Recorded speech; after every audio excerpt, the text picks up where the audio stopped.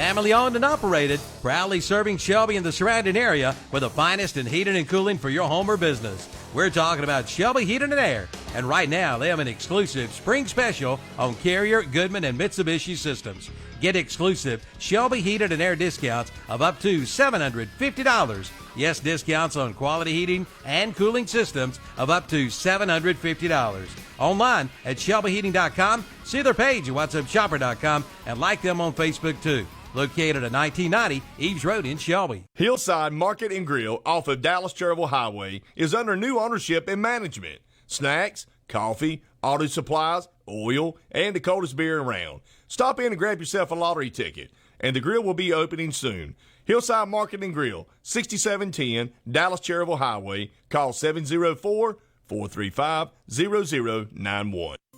It's time to splash down at Today's Pro in Shelby. Today's Pro now has pool supplies.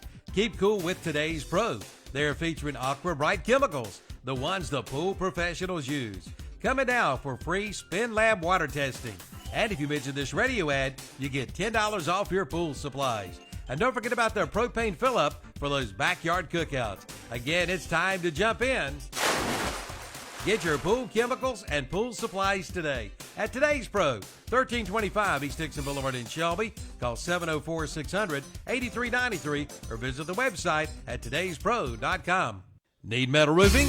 Then you need to see Triad Corrugated Metal Roofing in Lincoln. At Triad Corrugated Metal Roofing, you buy direct, saving you money. Featuring premium paint systems, painted fasteners to match, and 1 to 2 day turnaround. 29 gauge material in stock with 22 colors to choose from. It's the largest selection of colors in North Carolina. Plus, they will custom cut your length. Triad Corrugated Metal Roofing, 108 Industrial Park in Lincoln. Call 980-429-2278. Triad Corrugated Metals is now hiring Class A CDL drivers. Check out the Tuesday, Wednesday, and Thursday after 4 p.m. specials at Love's Fish Box in Kings Mountain. On Tuesday, it's Alaskan whitefish with all the trimmings for $7.99. On Wednesdays, it's beef tips with choice of potato and salad for $10.95.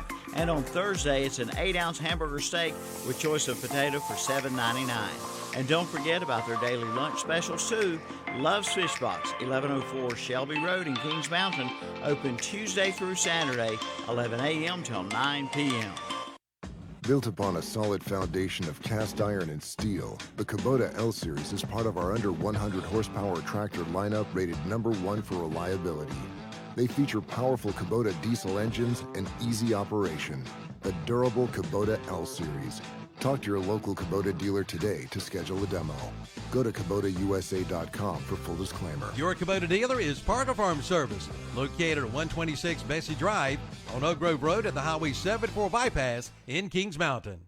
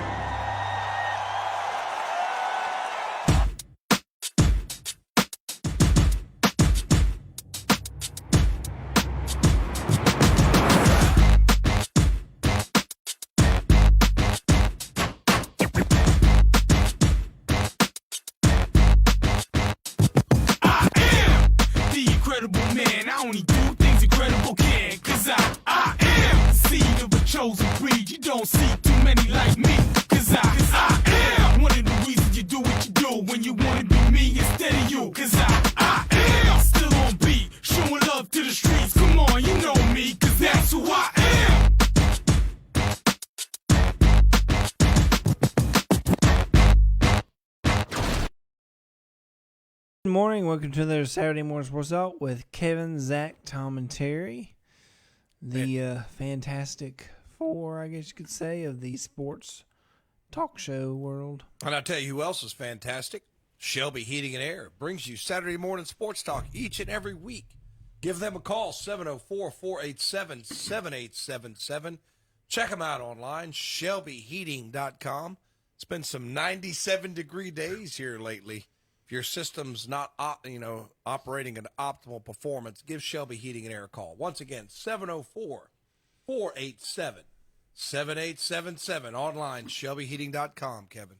Well, good morning, everybody. I was looking at pictures of the Al Bundy looking like it is. Y.A. Tittle. Y.A. Tittle. That was fun to look up this weekend. I actually have a Polk High T-shirt. I need to wear it. Yeah, that'd be great for the 33 Polk High, Al Bundy. Who is from? Does anybody know where Al Bundy is from? Well, he is from Polk High, Rutherford County. He is from Youngstown, Ohio, the pride of Youngstown, and he played for Ursuline High School. He played football against my dad. Cool. Al Bundy did? Cool. Al Bundy played football against my dad. Well, Al Bundy's not a real person. Yeah, well, Ed O'Neill. Did he get 4 touchdowns in one game? He's Al frickin' Bundy. I don't care. It's his name. Well, good morning, everybody. I was pulling up the Al Bundy look-alike. That what I mentioned that is Zach. We've been looking at some baseball cards, and this is one of the ones flipping through. And I showed the guys at the store the other day, and they agreed with me and thought it was hilarious. But this is the Y.A. Tittle, former New York Giant, San Francisco 49er quarterback, that has a little resemblance to Mr. Bundy there. I was trying to find those old cards. I should have typed in cards because those are the ones that look better than the pictures. Here's one of the ones from him. 4 touchdowns in a single game right there, Zach. All right. But anyway, helmets, boy, them classic. Good morning, everybody. I don't know if they would help you from getting a concussion at all. What, those helmets? Yeah. I don't know, Terry. You played in those. Do they help keep you from getting a concussion? Moses. What? You can't tell me the helmet you wore wasn't close to that. That's a 1 bar. Look at that thing. Come on. What? Look at that. He upgraded 2 bars in that picture. Yeah. That's the card that we were looking at. It looks like, and for the folks listening on the radio, you can watch every Saturday live on YouTube, KTC Broadcasting YouTube channel. I'm Kevin Hastings, along with Zach Mayu, Terry Reinhardt, Tom Stenfano. We got a big day today. We got Major League All-Star starters were announced. We've got NBA free agency, all kinds of craziness going on in that. My mom requested that we talk about the Baker Mayfield trade. Did she think we were going to skip over that part today? Oh, she wanted to know. She's probably out by her, but maybe be a little bit too early, but she'll be out by the pool eventually today if she gets any sun, if the clouds ever break. I've been enjoying the memes. She might be.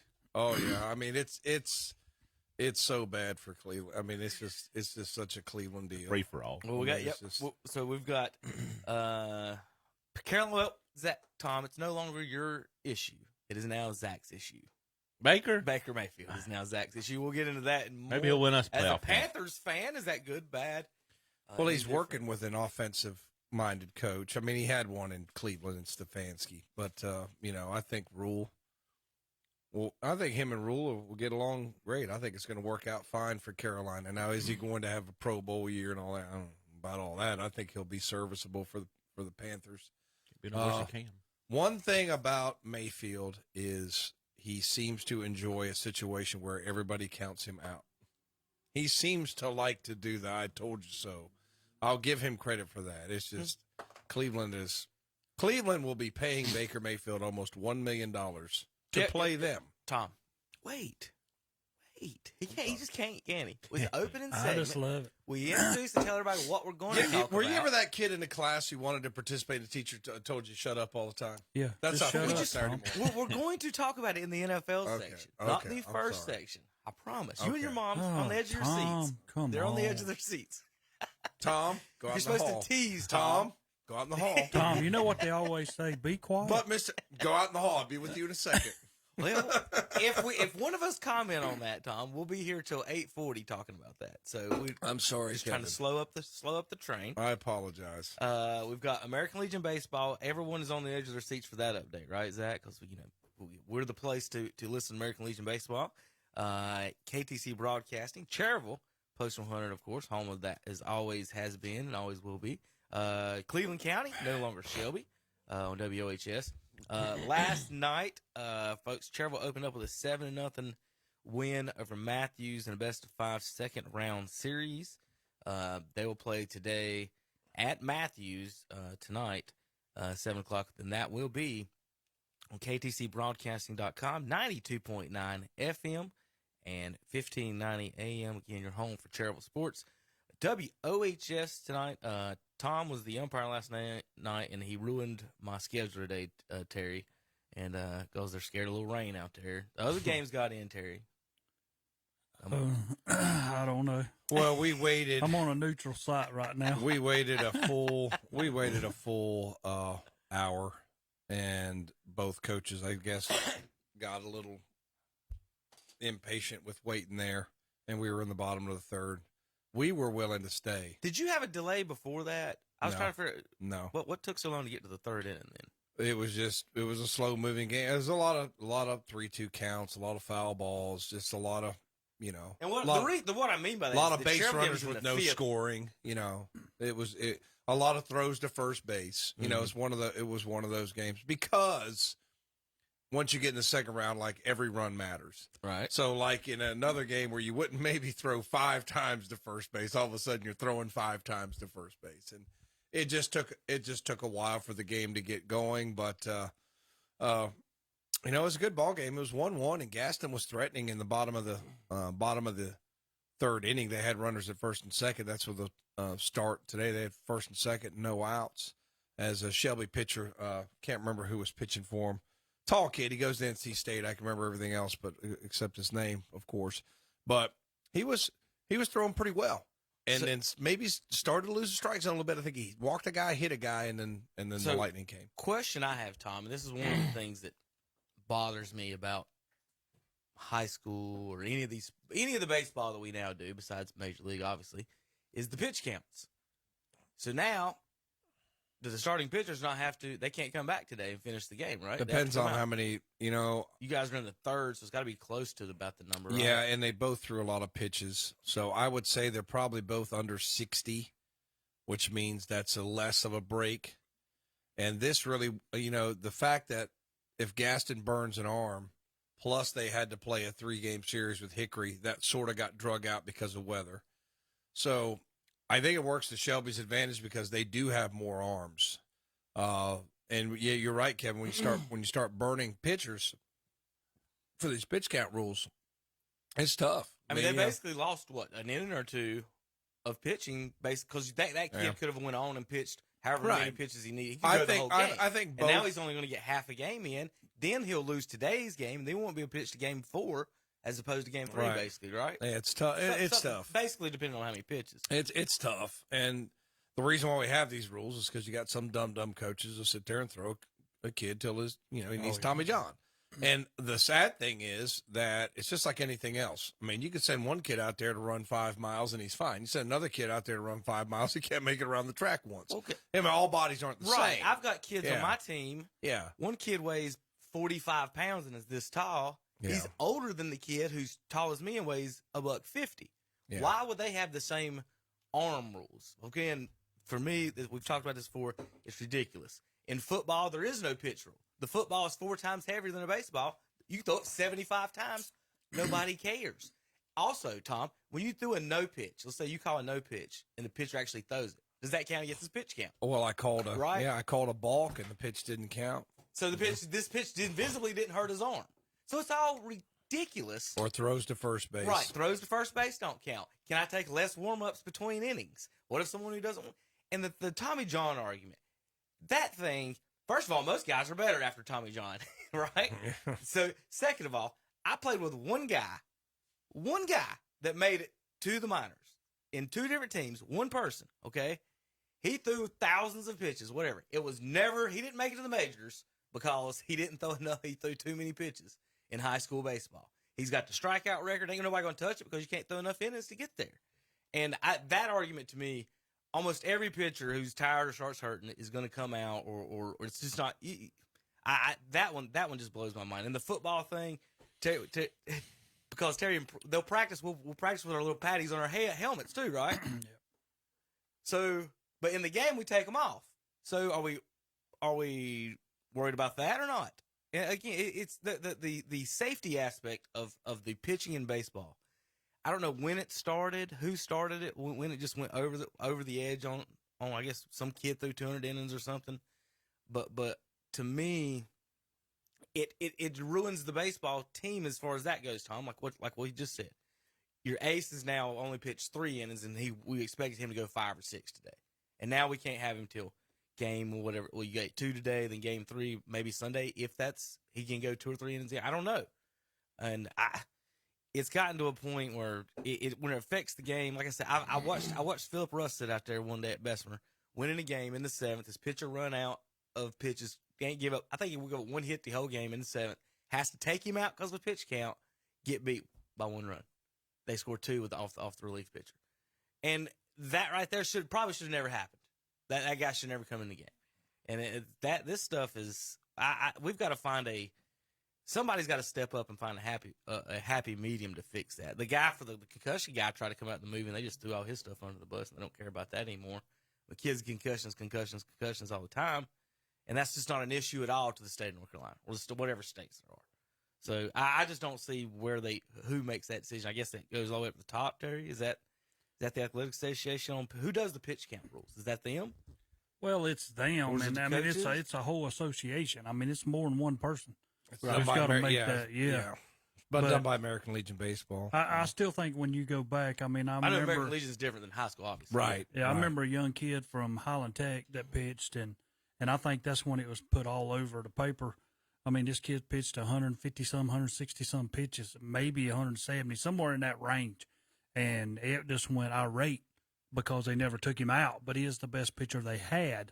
So that was their only alternative to winning, because if they would have subbed, like you was talking about, brought somebody else in, the kid would have lost, But I don't know. I mean, when you talk about kids growing up, and that goes all the way back down to Little League and everything, you've got to worry about it. That's like teaching kids to throw curveballs too early, teaching kids to throw knuckles and stuff like that when they're only in 9 and 10, 11, and 12-year-old. Come on, To me, that's weird because you can't even throw a strike. That's what I'm saying.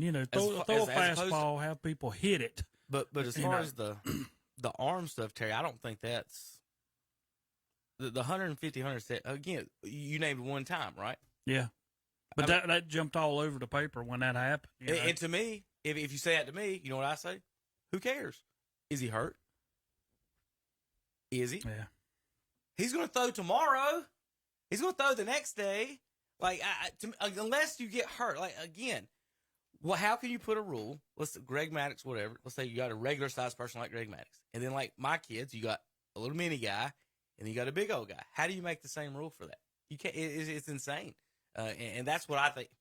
Again, Terry, I get it. You don't want to hurt the kids, but the curveball, knuckleball stuff, to me, that's sportsmanship as opposed to physical thing. Like, again, my kid can't throw. If you're walking people, why are you throwing curveballs? That's on my end where I feel on that. But the physical thing, I don't. Again, we're either worried about stuff or we're not. So you put a pitch count on a baseball player. Let's put a pitch count on the quarterbacks. They go to summer. They throw all summer. There is no pitch count on anything, is there? 7-on-7s. Can you throw 150? Can you throw 500 balls Friday night would the state of North Carolina care? No. So what's the difference on that? And they can get a concussion by somebody hitting them. They don't care one bit because you know what that one's doing, Terry? That one is making them money. No, you're right. That's true. The baseball thing, I think I think what, Terry, you're right. I think what happened with that, I think a lot of it ended up being coaches mad that they were getting beat by a guy and saying, well, he threw 150 pitches. He hurt his player, as opposed to, hey, maybe we should learn how to hit this guy. I bet there's a lot of that, of jealousy of we don't have the pitching. We can't beat them because that guy pitches 150 pitches. But how do you get a line? Well, there you go. I don't know What where is the you line? draw the line, because, you 100 is speak of just a stuff fake like number. that, and that's probably happened. Okay, he's close to his pitch game. He's coming out here in a minute. Mm-hmm. I know that's happened. Just take pitches. Yeah. Well, why wouldn't you? The first time through, why wouldn't you take the first pitch, everybody? Think about it. That's 9 pitches, and you only get again. I was told whatever I was doing, we were like, you get 35 pitches, you can't pitch the next day. And I'm like, well, I'm going to take the first 2 pitches, and that's 18 pitches in the first 2. He's out in 2 innings. Yeah. Out in 2 innings. If you take 2 pitches a batter, or well, if you obviously don't bat 9 guys, I know weird math on that. I'm just saying 2 or 3 innings. It's just I don't like it. I don't think it's. I think you should let the coaches and the players do themselves on that. The Legion, these 2 teams will play each other. Tom, you were asking about that. Yeah. If they play each other, winner Cherryville Matthews, Braves, and Cleveland. And obviously, there's no rules on the girls' softball, and it's a different arm angle. And they say that doesn't actually hurt the arm. But you can't sit there and say a baseball throwing overhanded does, but footballs don't. Well, they used to have that in softball, but now they've went totally away from it because they understand that it does not hurt a girl pitching. So she's got total innings now, but she can pitch. All right, Tommy. Well, we're going to get into the Panthers' new quarterback when we come back. We've also got NBA free agency. Terry is ready to move to Portland and be Damian Lillard's butler with a huge contract. Can the contracts? I mean, at what point? I mean, if you're making $120 million, Terry, and what's that? Zach, what did Jordan buy the Hornets for? Wasn't it like $300 million? 253, yeah. So he's making in 2 years what Jordan bought the Hornets for. I just blows my mind, y'all. When I saw that, I'm like, you are unreal. I mean, that's $61 million a year. 275 Jordan bought the Hornets for. So $61 million a year. Yeah, and that's what I sent y'all. I said in 5 or 7 years, if we live that long, somebody's going to make $100 million. Yep, it's going to be getting paid. I just want to know why you keep saying if we live that long. Well, I'm just so saying. concerned with this statement, Tom. Does he have plans? No, does he know something we don't? Who's we in this sentence? Well, I mean, you never know what tomorrow brings. Our you know what I'm president's saying? reading the instructions on the teleprompter, Kevin. I mean, you know what I'm saying? Read the next line. End of quote. We'll be back in a few minutes on KTCBroadcasting.com.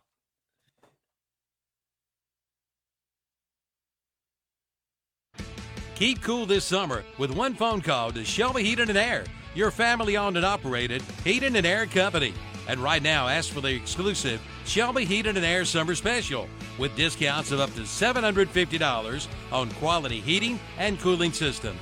Again, up to $750 in discounts now. Cool cash savings is yours from Shelby Heating and Air, 1990 Eves Road in Shelby. Online at shelbyheating.com. See the page at whatsupshopper.com and like them on Facebook too. Trusted, tried, and true. Those 3 words represent the highest standards for the Kawasaki Mule side-by-sides. Trusted means being built strong and built to last. Tried means being put to the test by hardworking people doing the toughest jobs. And true means staying authentic to the roots that run 30 years deep. Kawasaki Mule, the definition of trusted, tried, and true. See the Kawasaki Mule at Full Throttle Power Sports, located at 101 Indian Walk in Lowell. Check out the new canned food section at the Great Outdoors in Cherryville. You'll find salsas, spices, preserves, pickles, squash, pickled eggs, and pickled quail eggs. Also chow chow, peaches, rubs, and now flavored coffee. And right now, get 9mm ammunition, regular $24.99, now $17.99. Other ammo reduced with no limits at the Great Outdoors, 112 North Cherry Street in Cherryville, right behind McDonald's. Online at teamgreatoutdoors.com. See their page at whatsupshopper.com and like them on Facebook too. It's the little old lady from Pasadena. You can buy where the little old lady from Pasadena gets her cars. Her fast cars, that is, from Iconic Motor Company of Shelby, where you always get an iconic deal. Good credit, no credit, bad credit, no problem. Iconic Motor Company of Shelby can help. You can get approved with the best financing available. Iconic Motor Company of Shelby, 325 West Dixon Boulevard in Shelby. Online at iconicmotorcompanyofshelby.com. The power has arrived at Southern Equipment Rentals on Highway 18 North in Shelby. The new Stinger aerators are now in stock. Come rent yours today. Also just arrived the new Borrego rear tying tiller and the Borrego trenchers. Dirt will fly. And don't forget, Southern Equipment Rentals now rents bouncy houses along with snow cone machines and cotton candy machines. Give them a call at 704-406-9292 or drop by Southern Equipment Rentals, 1740 Falston Road, Highway 18 North in Falston. Online at srrentals.co. Like them on Facebook too. For all your janitorial, cleaning supplies, and disposable paper products, see Webb Chemical and Paper Company. You'll find great prices, great service, and they offer products in bulk. Family owned and operated for over 45 years. Their friendly staff will assist you with all your product needs. Webb Chemical and Paper Company, conveniently located at 2500 West Dixon Boulevard, Highway 74 West in Shelby. Stop by and see them today or call 704-482-4331. Check them out on the web at webchemicalandpaper.com. And we're back on Saturday Morning Sports Talk with Kevin and the gang. Is that all you got for us? Well, I mean, if you want What'd me you do to this talk weekend? about Shelby Heating and Air, I can. Yeah, go ahead. Go ahead. Talk about Shelby. And always call our friends at Shelby Heating and Air at 704-487-7877 for all your heating and air needs. Considering it's been pretty smoldering the past few days, I would definitely consider, if your air conditioner's not working right, to call them because it's been very hot. Again, 704-487-7877. Zach, hit computer for me. All right, here we go. No, that's not it. I thought that was it. Oh, where'd it go? The old one. Old one I was looking for. Anyway, here we go. That's what I'm looking for. This is for Zach and all the fans out there. Stand and cheer for the Panthers. Stand and cheer for the team. The pride of both Carolina and city of the Queens. Carolina! Stand and cheer for the Panthers in our grand old name. Nothing could be finer than to be in Carolina for a Panther football game. From the mountains to the ocean, Carolina, Carolina, best of them all. From the end zone to the end zone, Carolina, Carolina, carry the ball. Nothing could be finer than to be in Carolina for a Panther football game. Zach, when they score a touchdown, what song do they play now? Do you remember? Do you know? Terry, do you know? No. A boom, boom, boom, boom. Oh, yeah. A boom, boom, boom, boom. A boom, boom, boom, boom. A boom, boom, boom, boom. First 10 years, Zach, they played that song that you just heard on the radio. Every time they scored, every time they did anything, you heard that in the stadium. I remember sitting in Erickson Stadium in 1995, 90, well, not what 95, that was Tampa played in Clemson then. Yeah. At 96, 97, 98 years, sitting in Erickson Stadium, listening to that song every 2 minutes. That's why how I know the words to it. Is because it's ingrained into my head at some point that I heard this all the time. Awesome. Have you heard that before? Not heard No, that I have before? not. Really? Hit the computer with me. For the Panthers, stand and cheer for the team.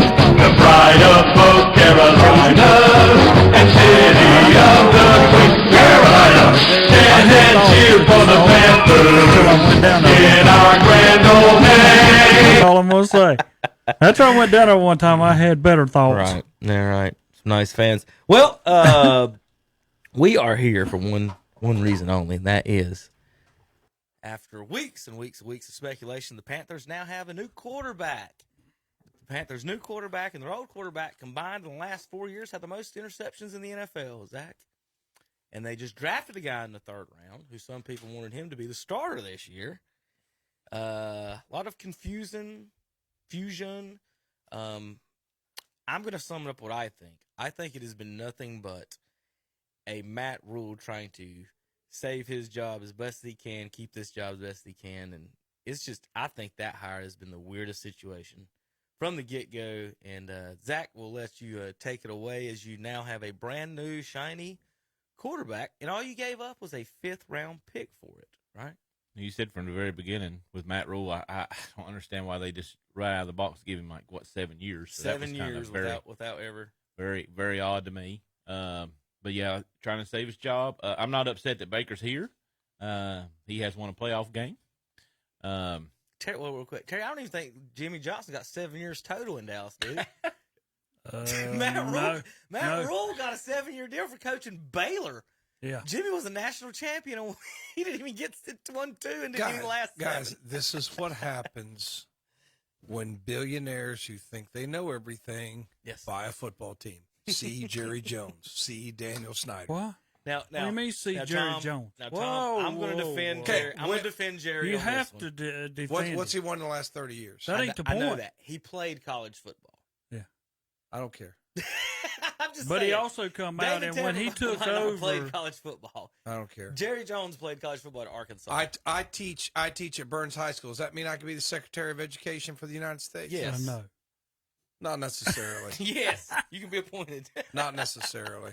Yes, anybody can be appointed. It's better with somebody. I mean, you would succeed. You can't say that as Jerry Jones, though. I mean, that's when he first come in. What did he do? He goes against Jimmy Johnson. What they do? They turn the whole thing around, and they win Super Bowl. Because Minnesota basically handed you the Super Bowl, No, and they Jerry heard Jones was not Jimmy the GM. Johnson Was Jerry Jones knew what the he was GM? doing.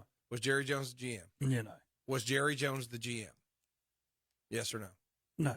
Okay. Thank you. What happened when Jerry Jones made himself the GM and the de facto coach? Okay, what's Dan Snyder doing with the Redskins? What's Tepper doing with the Panthers? He can't even build a facility. No, Because he cannot. people Take my ball and go home. People become billionaires. I hate to say this, you're gonna be mad. People become for not being the most honest, straightforward people. Yeah, I don't think Tepper cares about anything other than making money. Correct. I think no Jerry matter wants what to, he does. I think Jerry wants to win, but Jerry really likes to make money. He really But Jerry likes to be on TV. was also He wants to be on TV more than anything. That's Yeah. Jerry's thing. He wants to be. He But- wants to be a celebrity. He wants to be the Dallas Cowboys. Jerry Jones also come out and said that he'd never take a college head coach. So I gave him a lot of credit there. And 2 of them won Super Bowls for him. I mean, that's what he said. He said, "I'll never do that." And he took, and 2 of them won Super Bowls for him, right? Well, very swift. Make sure you send a fruit basket. I'm just saying. They send a fruit basket So to he Minnesota said every he year. learned it. Jerry did not learn because the 2 guys that won Super Bowls for him came directly from college. But now they were successful in college. Yeah, they were. You don't hire Matt Rule. Hey, let me get the Temple and Baylor coach, Tom. Yeah. I'm sure he could beat the Pittsburgh Steelers. Jump on that wagon. Like again, and then look at him. Most guys that look like that played like in the NFL. Played at some point. Well, I want to jump back to Zach. He's just Zach. So you have a quarterback now. How many more wins does Baker get you than what you would have had? I'm gonna say I'll give him 2. What did we do the other day? Did we 2 count more those? wins? The Did we write Super those down? Bowl odds for the Panthers went down. Like that Mayfield. I think this could be. I think it could be a good fit. I think it can. But I'd say Browns fans are whiny. But where do you meet some of these Charlotte whiner fans? Yeah. I mean, the part that where they get up and leave in the third quarter because you throw an interception. I mean, We got to be upgraded from last year because Cam was our starter. So who'd you move in front of in your division? Atlanta. Well, Atlanta don't have a quarterback. That's They what got I'm saying. Mariota. That's probably the only person you moved ahead of. The Saints don't have a quarterback. I mean, who they got? They got Jameis. Jameis. He's recovering from an injury. But the New Orleans does have a defense. Right. They got a very good defense. So, which is very unusual for. So you got Tampa, then you got New Orleans, then comes Carolina. So you basically stayed at the same spot you were in when the season with Darnold. You're still in the same spot. I would bet the over on how many catches Christian McCaffrey is about to have this year. He's going to catch 100. He might break. Honest to goodness, he might break the receptions record. Because Baker Mayfield dumps it off. Yeah, he will. Who's y'all's tight end? Yeah, we don't. I don't know. So Christian McCaffrey's about to catch 9,000 passes this year. Swing pass, just write it down. You thought Cam and them were bad throwing swing passes? Just wait. Baker, now he's going to throw some pretty good balls to DJ Moore when he gets open. You'll like that. Yeah, like he's got Brett Favre syndrome where he'll put it. He'll try to put it in there. Whether it gets in there or not is different. I think one thing, Tom, and we talked about this before, that we need to, these young, that I've mentioned before on these young quarterbacks, is talking about their early success and burying them before they've even had any success. So Peyton was horrible. Let me pull up Peyton Manning real quick. He was horrible. For you. And some people. I won't think he had like 27 interceptions in his first year. Yeah. It's awful. And some people think he's just the 15 to greatest thing 27. ever. So Manning, first year, 3-13, 56% completion percentage, 28 interceptions. 28. Was it like 15 touchdowns? 26 touchdowns, 28 interceptions his first year. Second year, 26 touchdowns, 15 interceptions, 62%. Team won 13 games. Next year, team won 10 games, touchdowns 33-15. So he improved really quick. And then the fourth year, he had a terrible year, 26 touchdowns, 23 interceptions, and 27 touchdowns, 19 interceptions. So in Peyton Manning's first 6 years, guys, 40, 50, 60, 70, 88, 91, exactly 100 interceptions in his first 6 years. Peyton Manning. So then let's do the next one. Add up till I get to 100. 10, 10, 10, 9, that's 39, plus 14, 53, plus 12, 65, plus another 33, 88. The rest of his career in Indianapolis, the next 1, 2, 3, 4, 5, 6, 7 years in Indianapolis, he threw less than 100. So first 6 years, 100. Next 7, 83, 4, 5, something like that. He threw a lot of passes, though. Yeah. So what I'm saying is that the young guys, you've got to let them, to expect them to come in from wherever they played. Let's say Carson Wentz, for example. San Diego, what is it? What's it called? Not San Diego State. Los Angeles. Carson He was Wentz. North Dakota State. Oh, North. Okay, yes. Expect them to come on the field and then beat an NFL defense in the first 2 or 3 years is ridiculous. One of the points I was that some of you guys' favorite announcer Skip was trying to make, Tom, is that Baker set the touchdown record his rookie year and won 7 games on a team that didn't, or was it 6 games? 6 or 7 games for a team that hadn't won any and won 1 in 2 years. And then he made the playoffs and won a playoff game, obviously. We know the situation where we're at with all that. So what he was just saying is that, Zach, you guys, yes, you might have less talent overall in Carolina, but if you can keep him there, that he thinks is a good situation for you guys. Now, whether I said a long time ago, I like having the 2 young quarterbacks, Baker and Darnold. Then you make them fight for it. You'll truly know which one's good now. So where are you feeling on that? And the Corral thing. Who should be the backup? Should they cut Darnold, or what do you do with Corral? They said Darnold's had a really good so far. Is done well this off season, and then Baker's going to be coming in behind on a new offense too. So it comes into play. How smart are these 2 quarterbacks on picking up a new offense too? That always got to come into play. Can you pick up the playbook? They can't cut Darnold. They have to pay him. It's the same situation Baker was in. They can't cut him. Now Mayfield, we're only having to pay him like $4.5 million. I think Cleveland was picking up 10 or something like that for him. So, because Cleveland are stupid. It's going to be very interesting. How can you see? This is what happens when Baker's not part of the trade. Baker wasn't part of the trade. He needed to be part of the Houston deal. You needed to trade him before. He should have been part of whether it was part of that deal or not. He needed to be traded beforehand. Look, if we're taking 3, we're giving you 3 number 1s, you're taking Baker Mayfield and his salary. I think Baker's well worth a 5th round pick. I mean, I wouldn't. That's not the point. That's not even. I'm talking about for us on our side of the thing. I think we did great. The point is, everybody saying they're giving us an F, and I'm like, how can you give the Panthers an F? They give up a 5th round pick for a top 15 quarterback. I think he's a top 15 quarterback. I mean, and you're not paying top him 6 a third of what he's worth. You know what? I would be an F. I'd have gave him a 7th. This is just something we're throwing in to make the deal, so we can, work out the salary. This had nothing to do with whatever pick. All this had to do with money, and you're still on the hook for half his salary. I mean, it's just this has been botched from the beginning, and Carolina was in the Deshaun Watson sweepstakes. They were. And boy, do I wish they would have won that, because then they would have been the problem with it. Right. Now, what are we doing? Zach, would you rather be paying Baker Mayfield $10 million and a 5th round pick, or giving Deshaun Watson guaranteed to $250 million. The See, favorite. what I'm saying is you had $250 million. if you guaranteed. wanted an adult in the room and a bridge guy, you should have got Garoppolo. You're gonna let Baker go, let him go, get Garoppolo, get an adult in the room, find your new, draft a guy, whatever. There's a lot of good quarterbacks coming out next year. There was a better plan, and I know what their plan was. Their plan was win now. Well, I think if you really just wanted the Baker gone, if Garoppolo's health checked out, I think that would have been doing like Indianapolis with Matt Ryan. Get your bridge guy, then draft your guy. I mean, and Watson would have been great if he doesn't have all his baggage. I mean, he's got, dude. I mean, and it's back and forth and back and forth. He's got all these defenders, which I will say he's done criminal court. He was dismissed. I mean, I'll give him that. But how can you give away everything for a guy? Well, we think he's telling us the truth. Guys like that don't tell the truth. Okay, they don't tell the truth.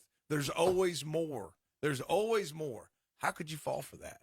I just frustrating beyond words. So my issue with the whole thing is how we value these picks and how we value these quarterbacks. It doesn't always work. Yeah, it doesn't. We spent 4 years. Well, think about all the time that the Mel Kipers in the world went through evaluating Baker and Sam Darnold. Y'all remember this draft, okay? Then we spend the last 4 years. Baker's played, won playoff games, all this, and we get to a point to trade him. And the Panthers. Now remember that draft. Sam Darnold and Baker went 1 and 3, right? Yep. If you wanted to trade for next year's number 1 pick, what would you have to give up? Your draft for the next 2 years.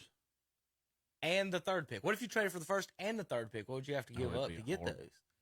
So you guys gave up a 2nd round pick, a 4th, 5th, and a 6th rounder to get the top 2 quarterbacks, apparently, from that draft class, which went 1 and 3. So you traded a 2nd, 4th, 5th, and a 6th. That's all you traded for the 1st and 3rd pick of the draft and got 2 quarterbacks out of it. That's about as good a dealing as it can get, is it not? You got 2 24-year-old quarterbacks who have experience playing in the NFL, and teams would move up and give up their whole world to draft one of these guys that they've never heard of. Kyle Pitts. Or what is that the guy's name? That's the tight end. And then, who's the guy from Pitt? Yeah, I know you're talking about. I can't think of his name now. Yeah. Oh, my gosh. Kenny Pickett. Kevin just pulled a Biden there. I did. Kyle Pitts. Yeah, Kevin just pulled a Biden.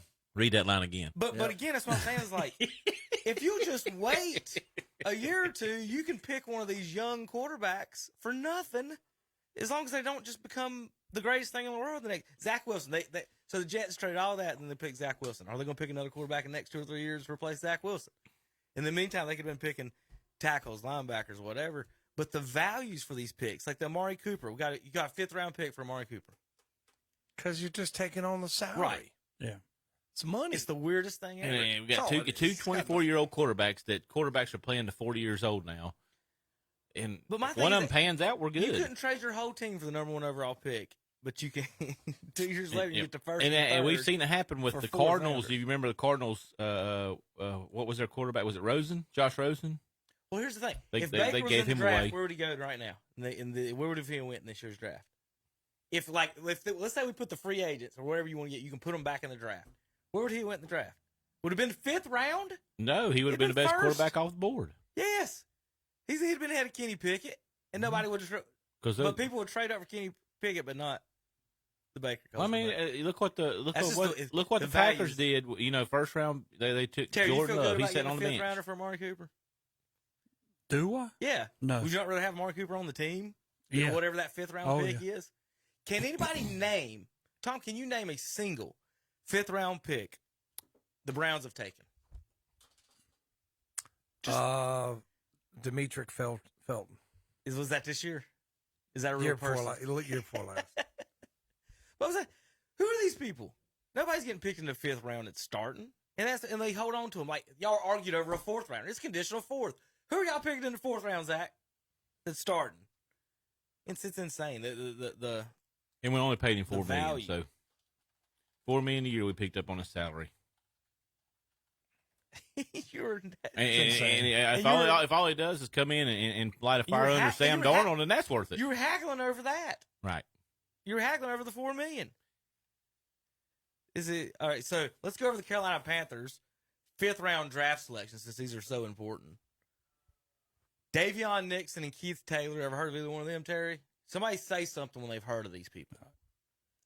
All right, how about 2020 draft selections in the 5th round? Kenny Robinson. Heard of him? Nope. Jordan Scarlett. Tell me what position they play, Zach. Jordan Scarlett. Don't know. He's a running back. Jermaine Carter. 2017. Corn Elder. Anybody remember Corn? I don't. Zach Sanchez. David Mayo. Gene Ben Wickery. Mm-hmm. Or Ben Wickery. Have you heard of him? Ben Wickery. Ben Wickery. That was that. Wasn't he our cornerback at one time? Let's see. A.J. Klein. He played a couple of snaps. Josh Norman. There we go. So all the way back to 2012. It's Norman been 10 was years. a 5th round pick. Wow. 10 years since y'all picked a good player in the 5th round. You have never heard of the rest of them. Kealoha Polaris. Didn't even have one then. 2009, Duke Robinson. Terry Barnage, Dante Rosario, Tim Shaw, Jeff King. He played a few snaps. Yeah, he did. Adam Seaward, Jeff Hartgett. Or you can have Baker Mayfield. Drew Carr. Terry, any of those? Is that valuable at all?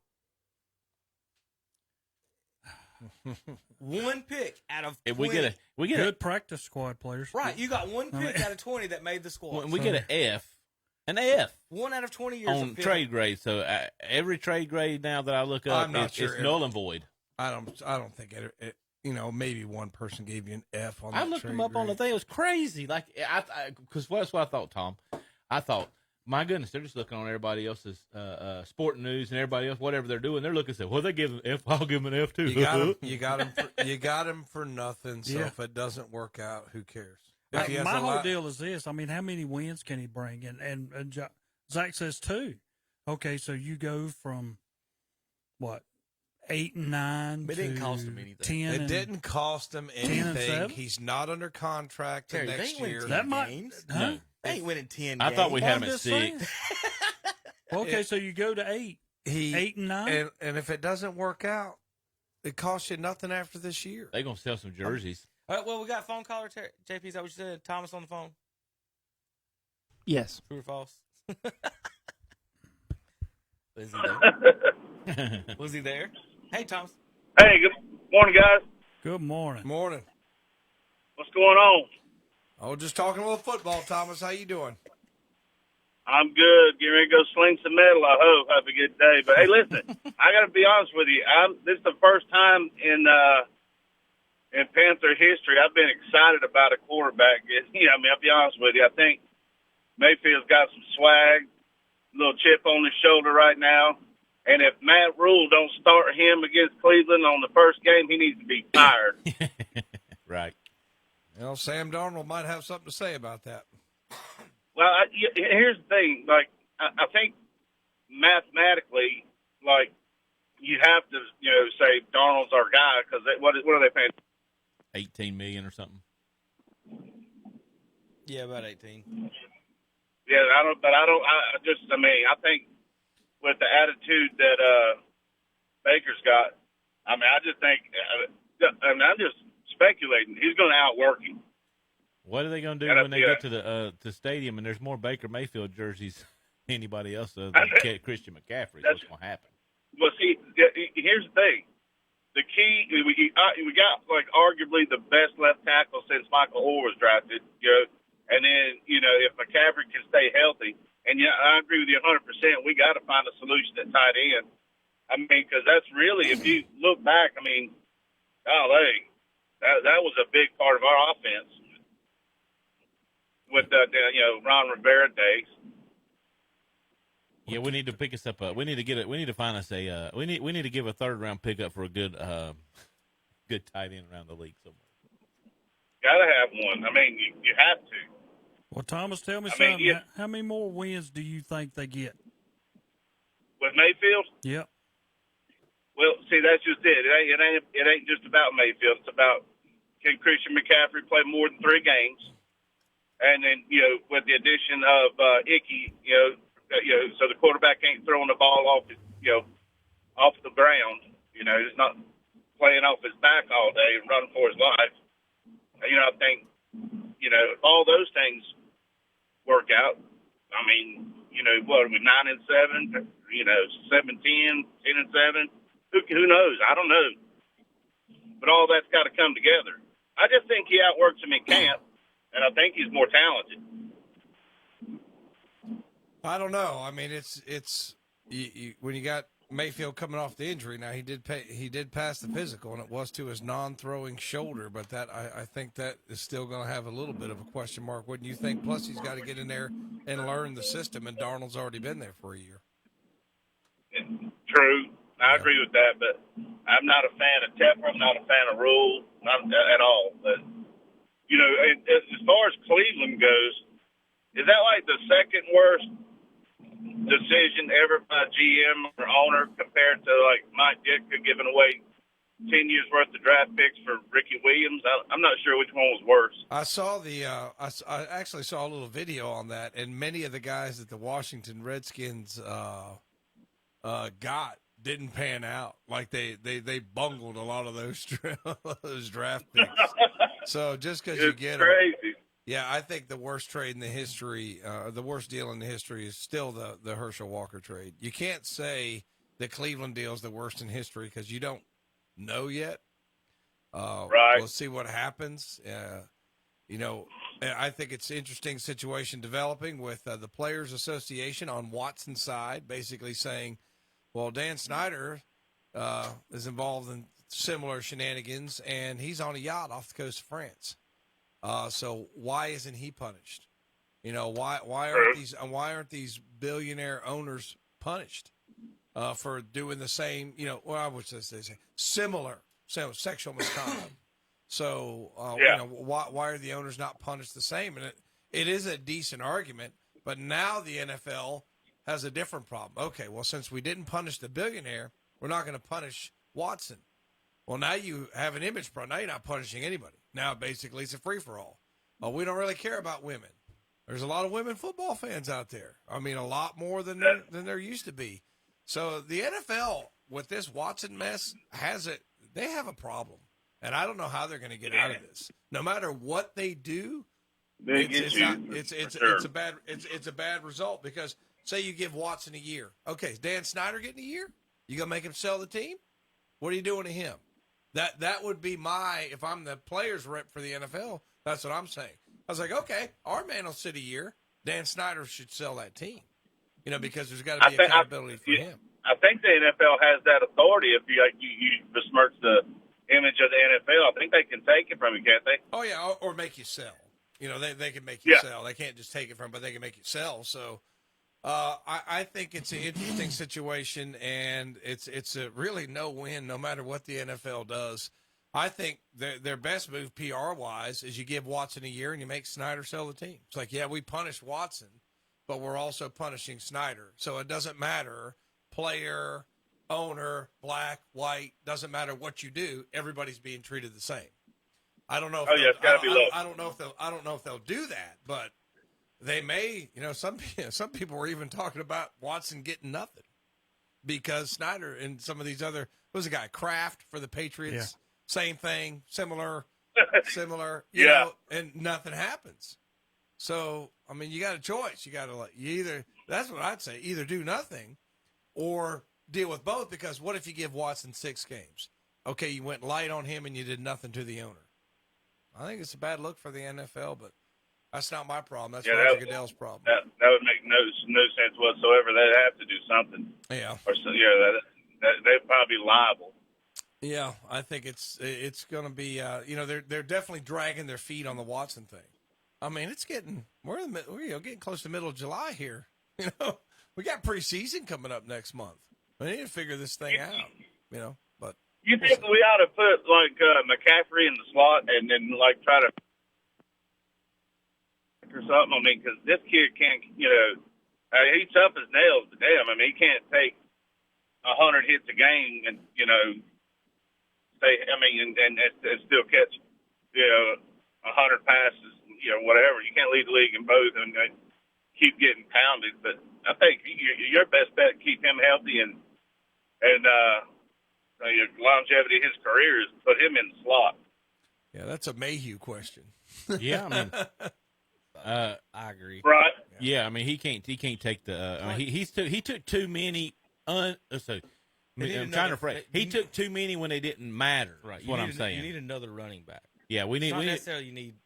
He needs less touches. You need another running back. Like Cleveland's got Chubb, which is the best running back in the NFL, and they still have Kareem Hunt, which does everything Christian McCaffrey does when he's not in there. So that's we need that work. We need that workhorse type running back that don't have to take the hits. Yeah, D'Angelo Williams and James Stewart, so he doesn't have to take the hits. And Stephen Davis, and you got to have someone else. I agree. I'd stick him out there about half the time. A couple years ago, we had Tolbert. Remember they brought it? Was it Tolbert? But really, you should not trade Tolbert. Him, what you really should do. Mike Tolbert. Yeah, Tolbert. Yeah, we brung him in, man. Well, he could. But we just brung him in, man. He took some hits and went up the middle and stuff like that and take some stuff off of him. So we need something similar. Just open bowling ball. Yep. Well, all right, Thomas, you have a good weekend. I hope everything's good for you, and the weather's good. Yeah, me too, brother. Y'all have a good weekend. Appreciate you talking to me. All right, Thomas. Thank you, Thomas. All right, I want to go over a couple. I want to go over a couple of things real quick. Footballs weigh 15 ounces. Baseballs weigh 5. So what's the pitch count in baseball, Tom? I want to say for Legion's 115, like high school and Legion's 115 pitches. So if footballs are 3 times more, that means they should only get 35 passes on Fridays, right? Is that correct? If I'm worried about arm shoulders, right, Terry? It's 1/3. So 1/3 of a baseball, 1/3 of a football. 35 passes is the most you can throw on Friday nights. I'm going to send that in to the Athletic Association, see what they think. Yeah, we should have. Is that a nominal pass count or is that bartering? Why are y'all giggling at that? But the baseball thing, Terry's like, well, I don't want this kid to throw 150 pitches. Why wouldn't you say, I don't want this kid to throw 45 balls? You never have to worry about that at West Lane. At what point, well, that's true too. At what point, Terry, does throwing baseballs with a chance of a linebacker not hitting you more dangerous than throwing footballs with a chance of a linebacker hitting you in the jaw? I've been hit while throwing a football. I tell you, it hurts a lot worse than it does pitching in my poor little sore elbow, Tommy. My little elbow's sore, or I get hit in the jaw while trying to hit the tight end on a cross by a 300-pound man. I promise you, the football's worse. It hurts like crap to get hit in the jaw while throwing them. And we didn't have rules back in when I played. Terry, they should have been a flag every time I threw the ball. Those dirty players hit people in the face all the time back in. I get hit all the time in the face. Way back in 2003. Right. Yeah. That's how late. Way back in the Stone Ages. Was it not about them? They started saying you can't touch quarterbacks.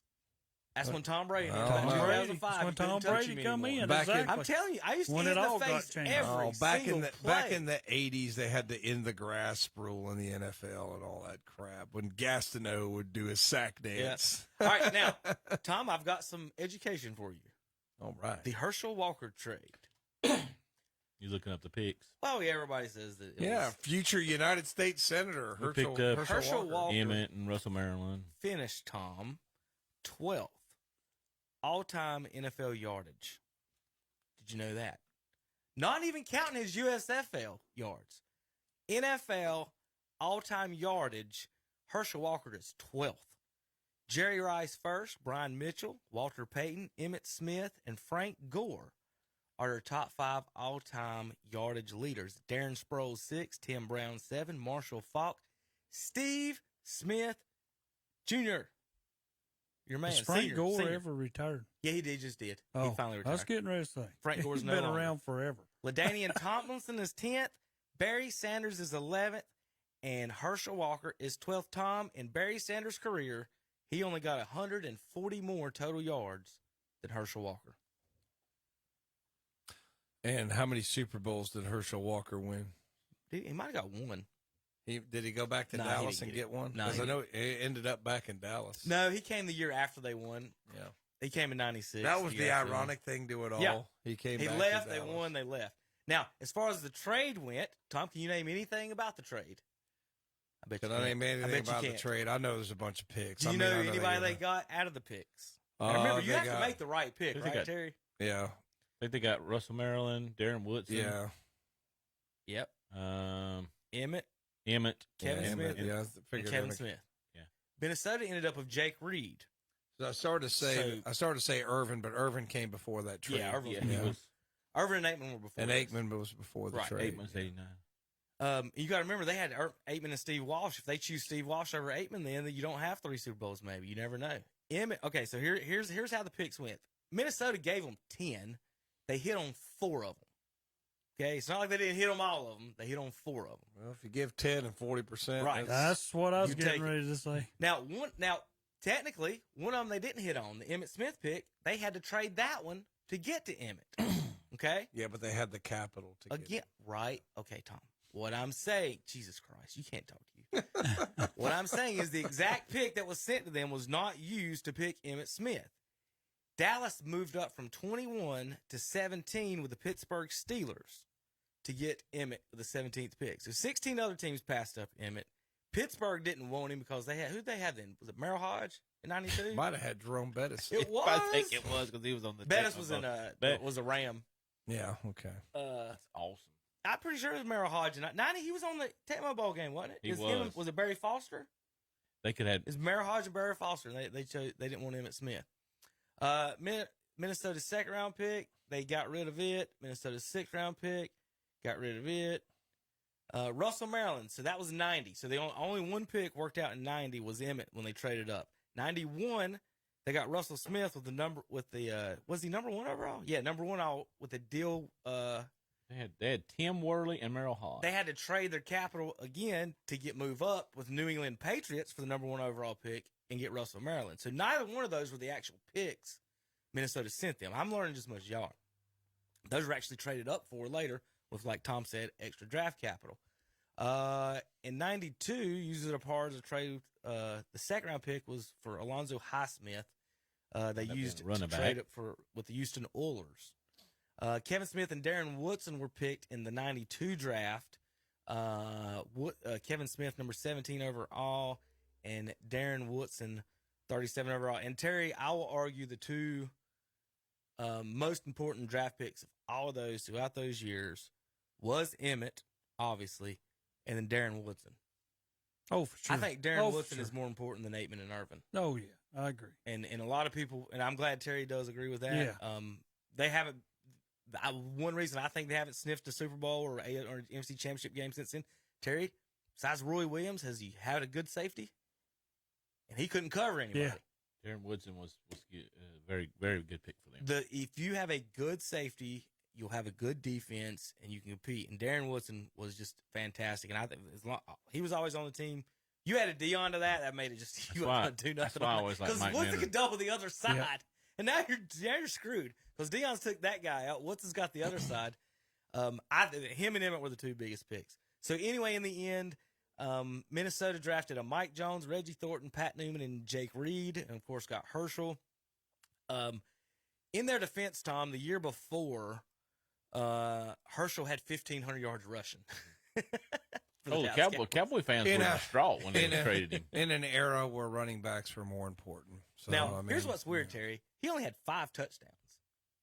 How do you have 1,500 yards? Because we suck. You only get 5 touchdowns. Did they have like a short yardage? That was our one. When you get down Dorsett was on the team. It was Walker and Dorsett. Most of the time, though, you have somebody that daggum takes up all the slack.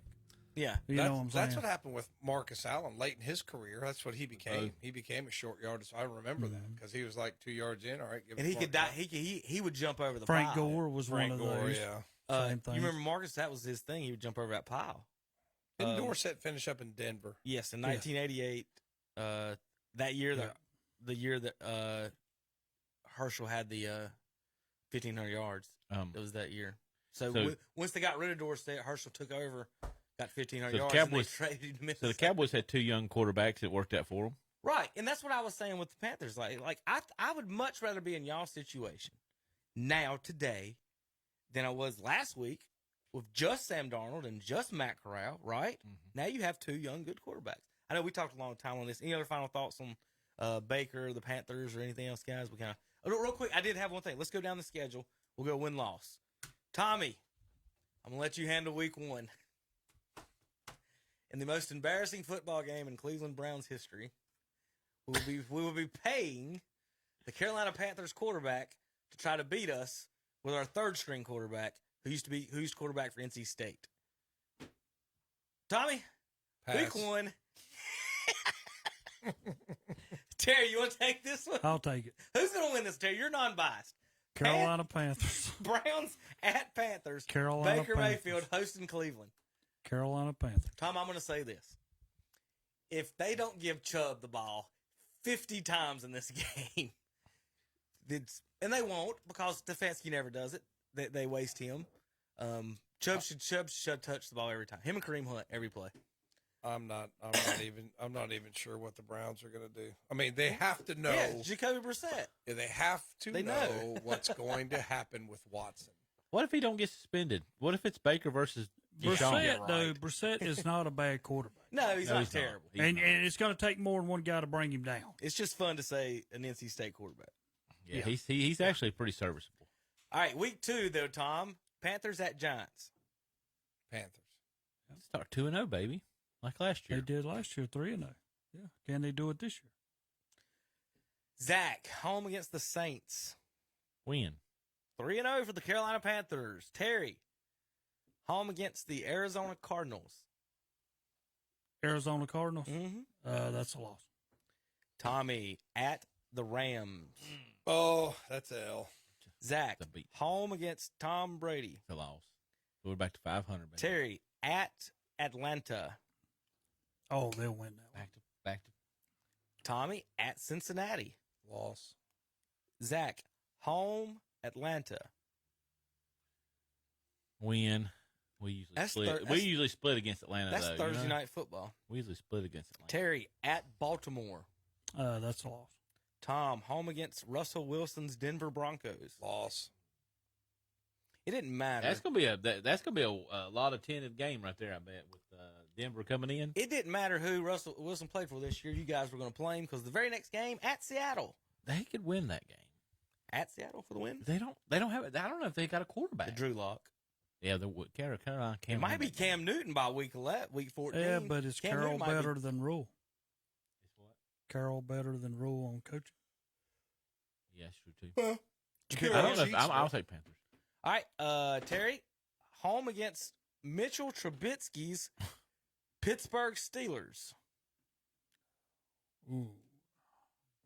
Be a lot of people attending that game too. If Baker Mayfield can beat Ben Roethlisberger at home, can he beat Mitchell Trubisky? There could be too many Pittsburgh Steelers fans there. There's a lot of Pittsburgh fans will be there. That'll be a Pittsburgh game right there.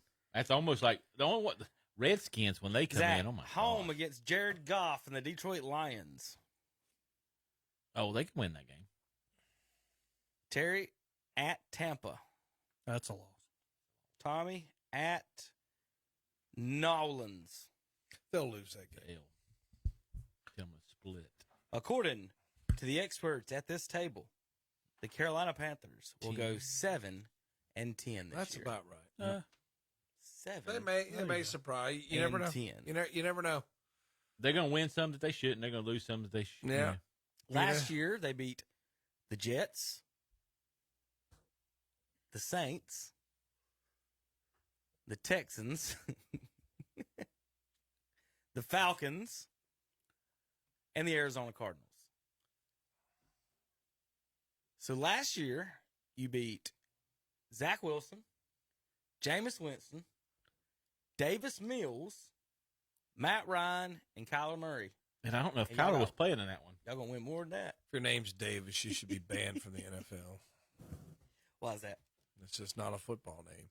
Oh, first name? And he's going to play golf. Davis Mills. Sounds like a golf name, doesn't it? Davis Love. Tennis player. All right, guys. We'll be back in just a few minutes on KTCBroadcasting.com. Family owned and operated, proudly serving Shelby and the surrounding area with the finest in heating and cooling for your home or business. We're talking about Shelby Heating and Air, and right now they have an exclusive spring special on Carrier, Goodman, and Mitsubishi systems. Get exclusive Shelby heated and air discounts of up to $750. Yes, discounts on quality heating and cooling systems of up to $750. Online at shelbyheating.com. See their page at whatsupshopper.com and like them on Facebook too. Located at 1990 Eves Road in Shelby. It's the little old lady from Pasadena. You can buy where the little old lady from Pasadena gets her cars. Her fast cars, that is, from Iconic Motor Company of Shelby, where you always get an iconic deal. Good credit, no credit, bad credit, no problem. Iconic Motor Company of Shelby can help. You can get approved with the best financing available. Iconic Motor Company of Shelby, 325 West Dixon Boulevard in Shelby. Online at iconicmotorcompanyofshelby.com. If you're looking into making home improvements this summer, contact Carolina Federal Credit Union in Cherryville about a home equity line of credit. Rates start as low as 4.00% APR. Contact Carolina Federal Credit Union today to apply. Online at carolinafcu.org. Located at 1200 East Church Street in Cherryville. APR means annual percentage rate, federally insured by NCUA. It's time to race on into Hojo Power Sports and Equipment in Shelby.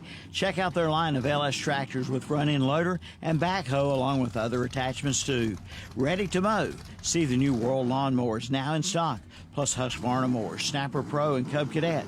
Zero turn with a steering wheel. See them about trimmers, hedgers, blowers, and chainsaws by Shindawa, Husqvarna, and Red Max at Hojo Power Sports and Equipment, 110 Griggs Street off South Lafayette Street in Shelby. Online at hojopower.net and like them on Facebook too. Carter Chevrolet in Shelby announces Customer Appreciation Day, Saturday, July 16th from 10 a.m. until 2 p.m. Be sure to mark it on your calendar. We'll be broadcasting live. Plus, we'll have free Subway sandwiches along with chips and drinks. And register to win some great prizes, too.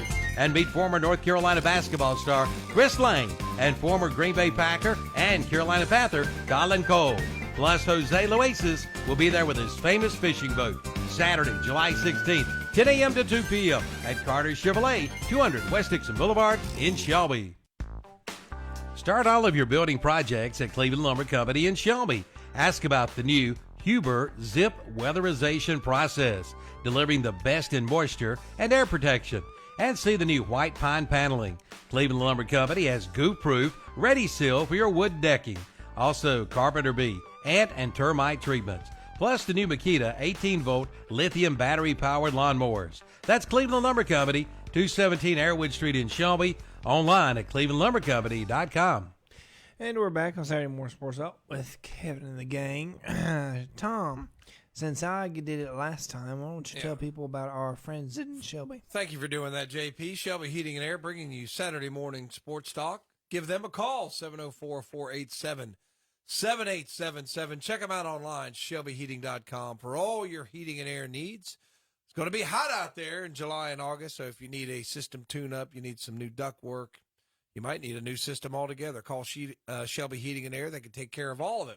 Once again, it's 704-487-7877, shelbyheating.com online. Kevin. All right, welcome back to the show. Let's talk a little basketball. NBA action. Summer League has started up. Big news coming last night, Terry. 2 years, $122 million for Damian Lillard. Clyde Drexler in his career made $31 million. Now, we all get, if you make more, you get more. That's the NBA and WNBA having this issue. The WNBA think they don't understand. They think they're an employee of the NBA. They should be getting paid their money, not how much money they make for themselves. So there's a big argument there with that. Capitalism. The money, well, it kind of is, but the money is coming, and we've been talking about this for years, the TV deals. And one of the main sources of that money is China. And so when half the money comes from China, and then your salaries explode like this, that's where it's coming from. And we've talked for years, Terry, about how when you have backup players like Cody Zeller making $10 million a year, the game is going to change and get way more finesse to where you're not going to have banging. You're not going to have any type of physicality whatsoever. The second we get another Shaq in the league, somebody wants to take it down low and just start beating everybody up, it might change a little bit because he's supposed to score 40 points a game, somebody like that. But $61 million a year, Cherry Texas, that's almost $1 million a game. And he could probably, if he wanted to, he could sit out 20 games and get paid the $1 million a game, couldn't he? He probably could. It's just Portland. I mean, you must not be thinking about a championship. I mean, because you're going to play him to stay there. And I understand that he can light it up and he can play. But I mean, we talked about Kevin Durant going to $50 million, and now we got a guy $61 million. And I mean, guys, that's where I sent out. I said in 5 to 7 years, if we live that long, and that's the way I put it, because you never know what tomorrow brings. But you're talking about in 5 or 7 years, there's somebody out here going to get $100 million to play a game. It's going to happen. We're going to see it. It just continues to go up. And I'm trying to figure out how in the world can you afford it? How can you afford it as an owner? How can you afford it as a team? How can the team stay in your area without not being moved? I mean, it's TV. Terry. Yeah, it's 100%, but it's so because much. It doesn't matter how many tickets they sell anymore in almost all these sports. You see, baseball's been doing this for years. $61 million. Name me a player in Major League Baseball making $61 million. It's insane. I agree. They're not. Wasn't Trevor Bauer making now, about that much? He was making a lot. If your business makes that type of money, whatever, fine. But as far as like what we're talking about, the competitive nature of it is definitely going to change it. It's going to change everything. And pay to again, Jordan paid 207. Listen, Michael Jordan had to be the most popular athlete of all time. Sell millions and billions of dollars in shoes to get enough money. He had to be the best player ever and sell enough in shoes and merchandise to get enough money to be able to buy the Hornets one day. And then now you're going to have role players who are going to have enough money to buy sports teams.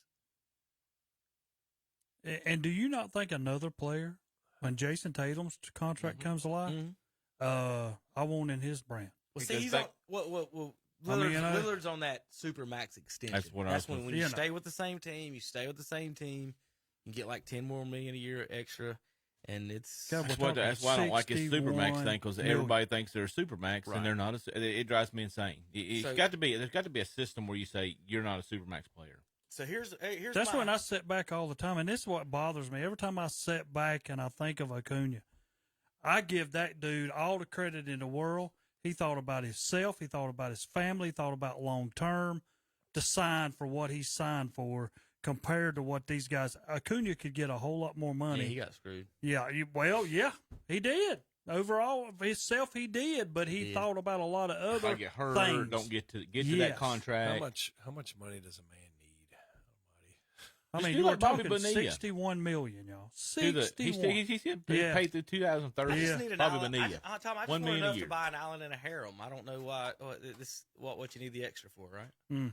I don't know. I guess I don't think that way because I live on a teacher's pay, but it's just one of those things where. Well, let's talk a little bit about. Congratulations to him. Yeah, let's talk. I don't envy him, but let's talk some bad basketball. How about that? Charlotte Hornets first round pick doesn't even start on the summer league team. Oh, come on! Think of that, y'all. Your number one pick goes somewhere else, and he started. They traded the number 13th pick, and then the 15th pick he drafted. Started. He's not even starting. Yeah. Have you watched this summer league? No. Obviously. Is he hurt? No. He's. Are they preserving him? No. No, he's a Jordan pick. He says. Yeah. What do you put, Tom? Where do you put somebody that can't score?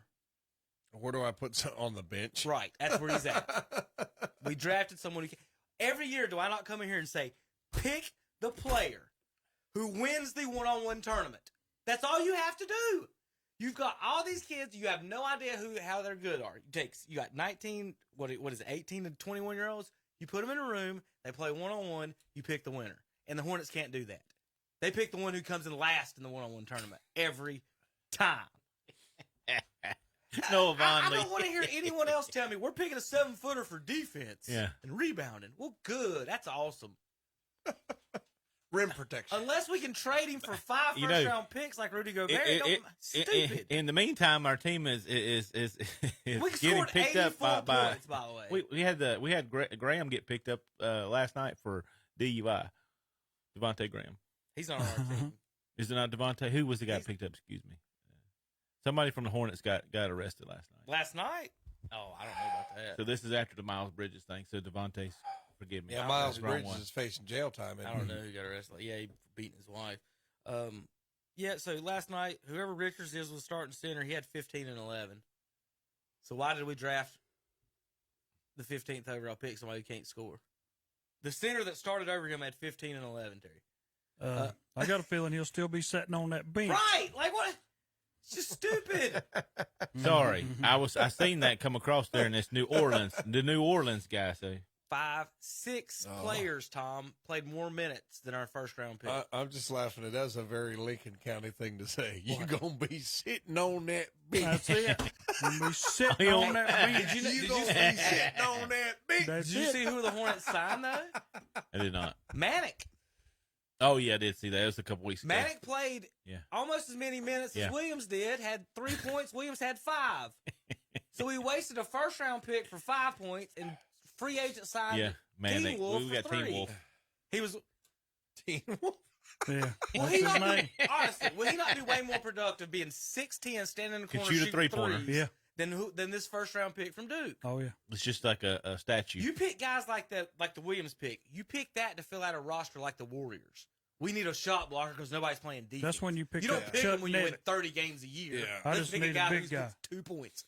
Chuck Nevitt. I like it when the Hornets suck, though, because Cleveland gets to play them like 5 times a year. But I've been watching a little bit of the summer league. Yeah.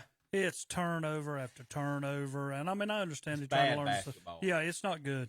I mean, I'm sorry. I know it's the summer league. The argument is that American basketball is not producing kids with the basic That's skills. true. Yeah, That there is you 100% go. Because it's all true. showboating, all athletic. Yep. But you've At got AAU is killed. You've got to show, and these kids not staying in college either, and they're in college just to make a little, Tom, it is. That's why they can't free. It's the AAU Twitter internet world. Okay. Yeah. I know. So I can trust me. I've been on plenty of basketball courts. I can go on a court. I can destroy a guy. My team can win. Let's say we're going to 21. I get 10 of the 21 points. He shakes me one time. Oh, and it's Makes all about me him. trip up. He bricks the jumper, and that's all we'll talk about the rest of the day is the guy made you trip with a crossover as opposed to I just dropped 10 points on his head and won the game. It's about like watching LaMelo Ball when they do great things and he scores 10 points, but it's one play he did in the whole game. That's the ESPN that's better than Gordon Hayward scoring 40. It's shit in baseball too. It's the you're right. You're the weekend ball stuff like that. It's definitely there is no teamwork on that, and I agree. It's the basketball thing is we don't have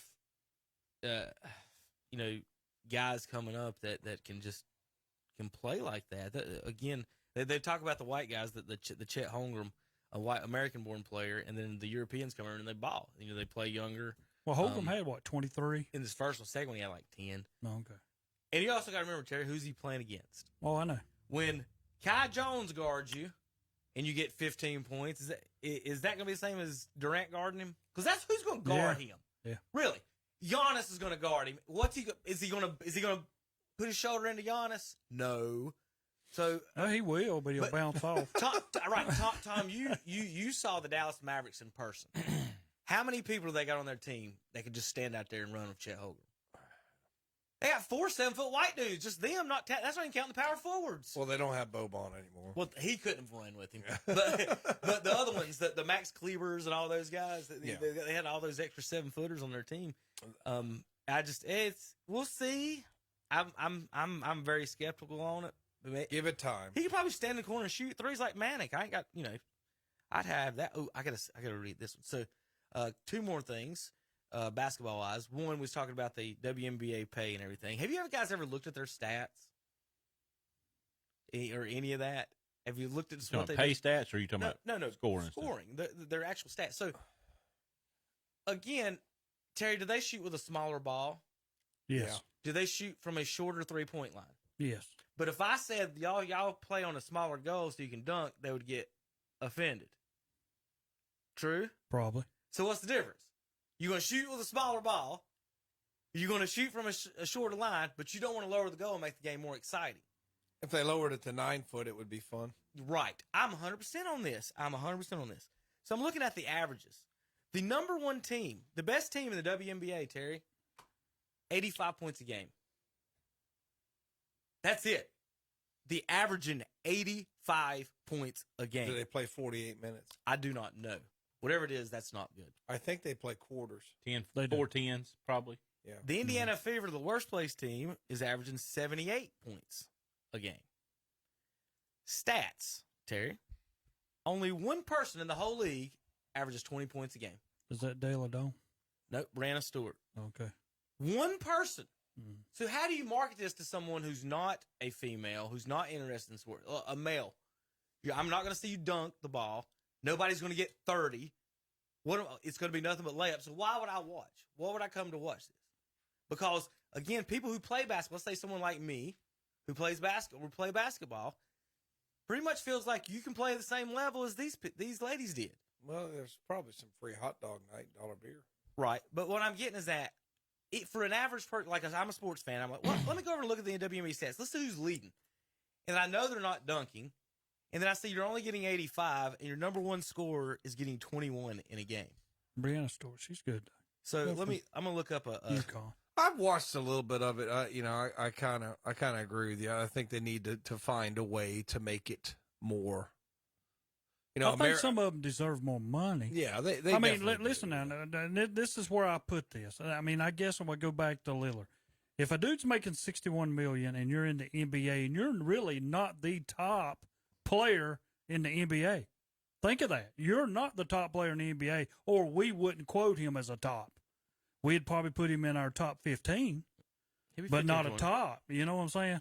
But in their league, I mean, I think maybe some of them should make $500 to $1 million, $2 million, $3 million. I mean, you're talking low numbers here. The issue is, Terry, is that you can't pay somebody money that's not there. Well, they don't have the and plus you gotta have TV contracts. You gotta have all this stuff. Yeah, that's what I'm saying. You gotta have stuff to come in. So yeah, their operating costs run the league.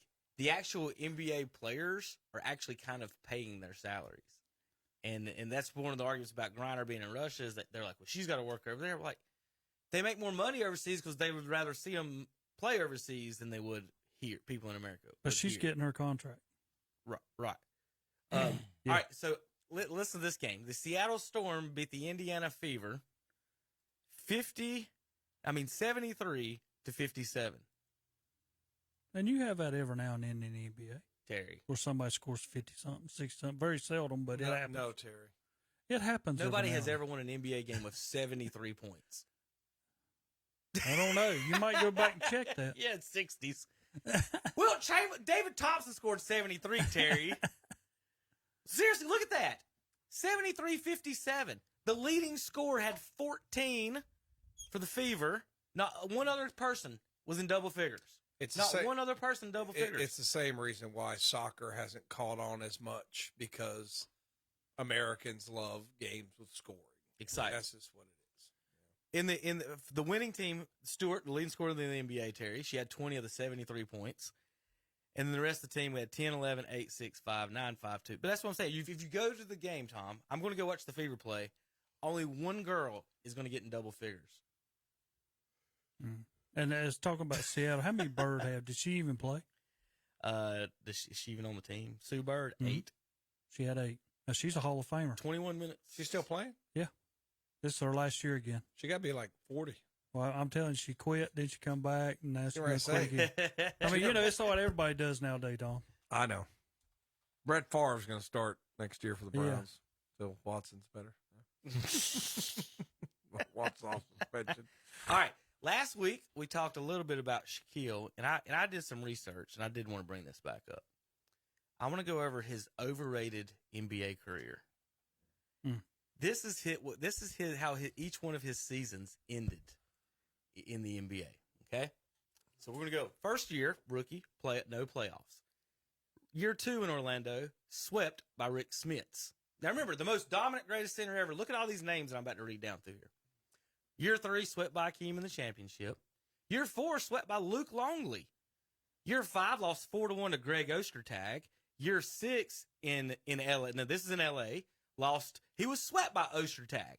So in back-to-back years, Tom, what some people think the greatest center ever is, lost 8-1 to Greg Ostertag. Ostertag was pretty good. He lost 8-1 to Greg Ostertag. He's pretty good. Then the very next year, he was swept by David Robinson, which is understandable. So he got 2 sweeps. So of his first 7 years, 2 of them are respectable. He got beat by Akeem and David Robinson.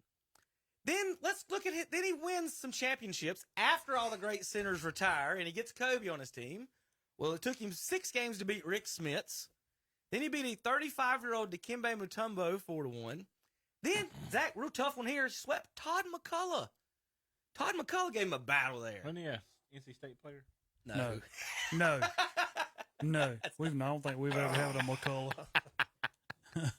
So, Shaq's, after, when he wins his 3rd championship, he was swept 1, 2, 3, 4, 5 times before that. Swept. Not struggled, not like, I had a battle with Ostertag, Tom. He got beat 8-1.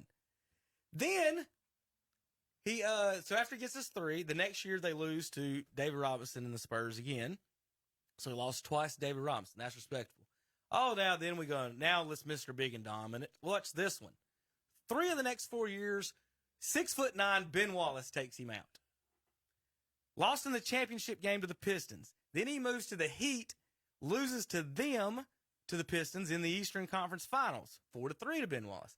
Then the next year, he gets him a championship when he beats Eric Dampier. Eric Dampier.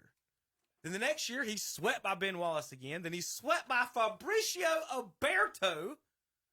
Then he does his retirement tour, no playoffs, lost to Kendrick Perkins, lost to Zydrunas Ilgauskas. So Shaq again, no playoffs, swept by Rick Smits, swept by Akeem, swept by Luke Longley, 4-1 to Ostertag, swept by Ostertag, swept by David Robinson, beat Rick Smits, beat Mutombo, beat Todd McCullough, lost to David Robinson again, lost to Ben Wallace for the first time, lost to Ben Wallace for the second time, lost to Eric Dampier, swept by Ben Wallace again, swept by Fabricio Oberto, no playoffs, lost Kendrick Perkins, lost to Zydrunas. So he beat Dampier in 4 and 6. Yes. So he's got 4 championships. Right. Well, what I'm saying is, Tom, his 4 championships, the mystique of Shaq is way greater, what I'm saying, than what his career actually ended up being. Well, that's because he's a television personality, too. Well, he's the big, huge giant man. I'm not saying he's not good. I'm not saying he's not top 15. But this talk we had last week about, hey, I'd rather have Elijah on the court. Is Elijah One getting beat 4-1 by Ostertag, 8-1 by Ostertag? Ostertag's pretty good. Is Elijah One getting beat by Ben Wallace? No. So again, it's the old bigger, dominant, whatever. He'll kill this person. He'll do that. But then I pull up the stats, and he got beat by 6'9", 3-time Ben Wallace. He got swept. It's not that he got beat by Fabricio Oberto. He got swept. He didn't do well against Leitner either. Swept by Longley, Christian Leitner. But you also have to consider. No, he did not. Yeah, always when I look at stuff like that, I also have to consider this guy is not the one who brought the ball up the court. This guy is not the one who said, "Give me the ball," and they wouldn't give it to him. I mean, there's a lot of difference here. I mean, he's not like a point guard who can dictate what happens in a game, or a number 2 man who can predict what's going to happen in a game. You know what is the biggest thing? No, what I'm saying he has to have the ball fed to him. The point of that is of pointing all this out is that his mystique is that he was this most greatest dominant thing. And if you say that, somebody's going to show the video of him dunking on Robinson. In that game, Robinson had like 30 points. So it goes back to what you was talking about. And then you look at this thing, like if he is the most dominant thing ever, you don't get beat 8-1 by Greg Ostertag. You don't. You don't get beat 3 times by Ben Wallace. Give me a point guard or somebody's going to feed it to him. I think Terry Kobe was on that team. Yeah, that's what I'm saying. So he's not going to get it every time, and Kobe's not going to give it to him every time. Swept by Greg Ostertag. I know. Maybe your coach needs to rethink of how he's got the game going on. I mean, at one time, Shaquille was only 2% body fat. There's not He was another. good. There's He not was in shape in another Orlando. NBA player that I know that's ever been in there. Ball down the court. 2% body fat. Well, let's not forget his free throw percentage of 50. Yeah, that killed him. Yeah, that kills him. That way you can hack a Shaq. Well, that was my point of why the Bulls could always run Longley and Willington out there, not having a problem Go with out it. and hack You just foul him and not worry about it. You can't be the best. My point is you can't be the best center and be the most dominant thing ever and then have stuff like this on your resume. You can't get beat 3 times by a 6'9" guy. You can't get swept by Fabricio Alberto. You can't lose 8-1 to Greg Ostertag. You just can't. Who was he playing for in 08? Probably the Celtics. Swept by Ben Wallace. It was Heat, and then swept by Phoenix. Ben Wallace. He played for Cleveland too. Phoenix was 08. Cleveland was the Kendrick Perkins loss. Phoenix was Alberto. So that's what those were. Those last 4, obviously.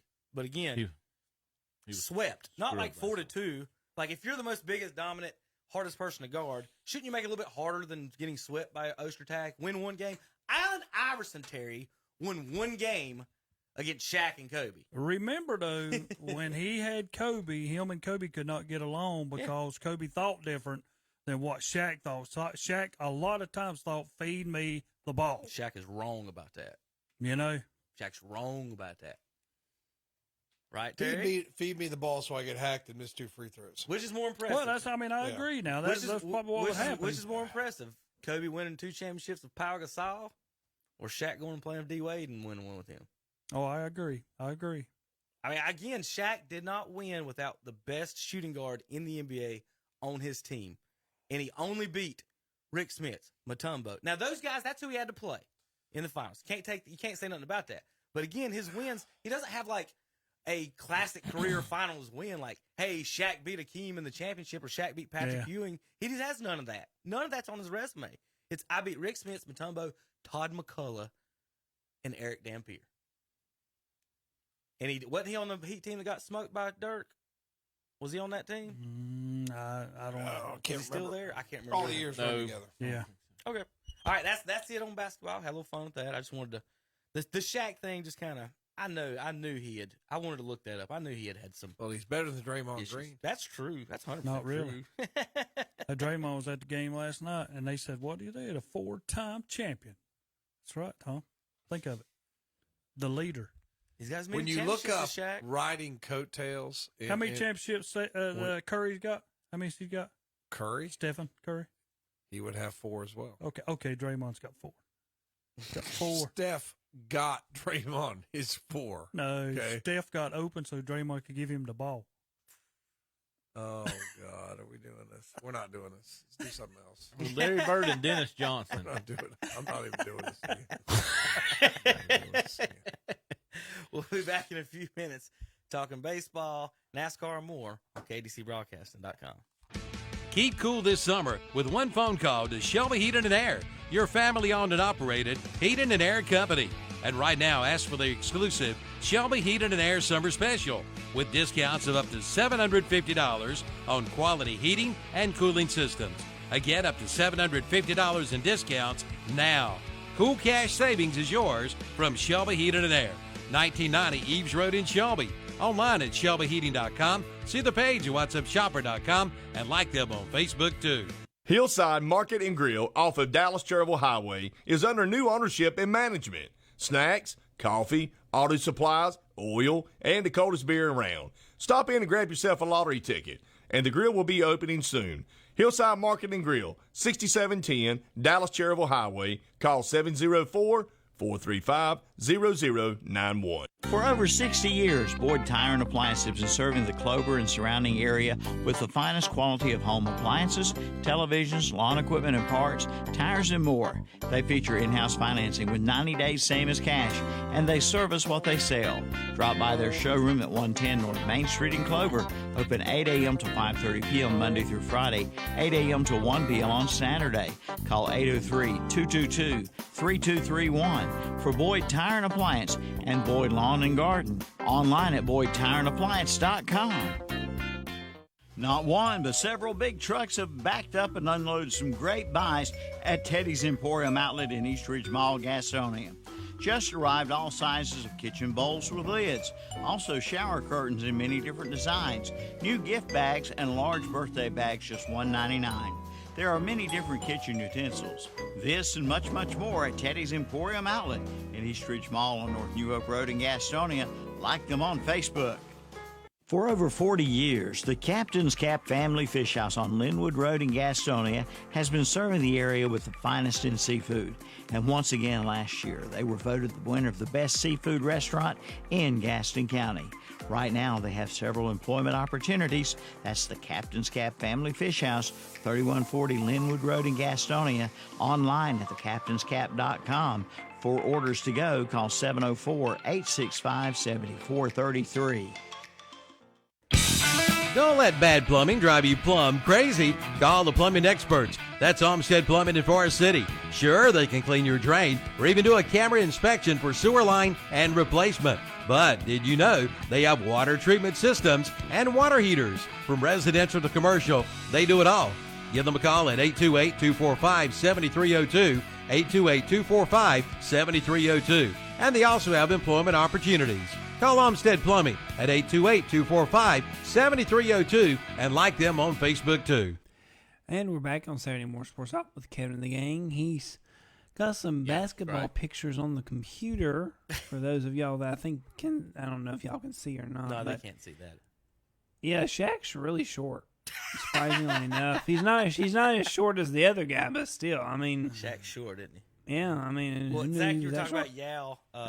His best season, he averaged 25 and 10, and then 22 and 10, 22 and 10 was his average best total in the 7 years was 19 and 9.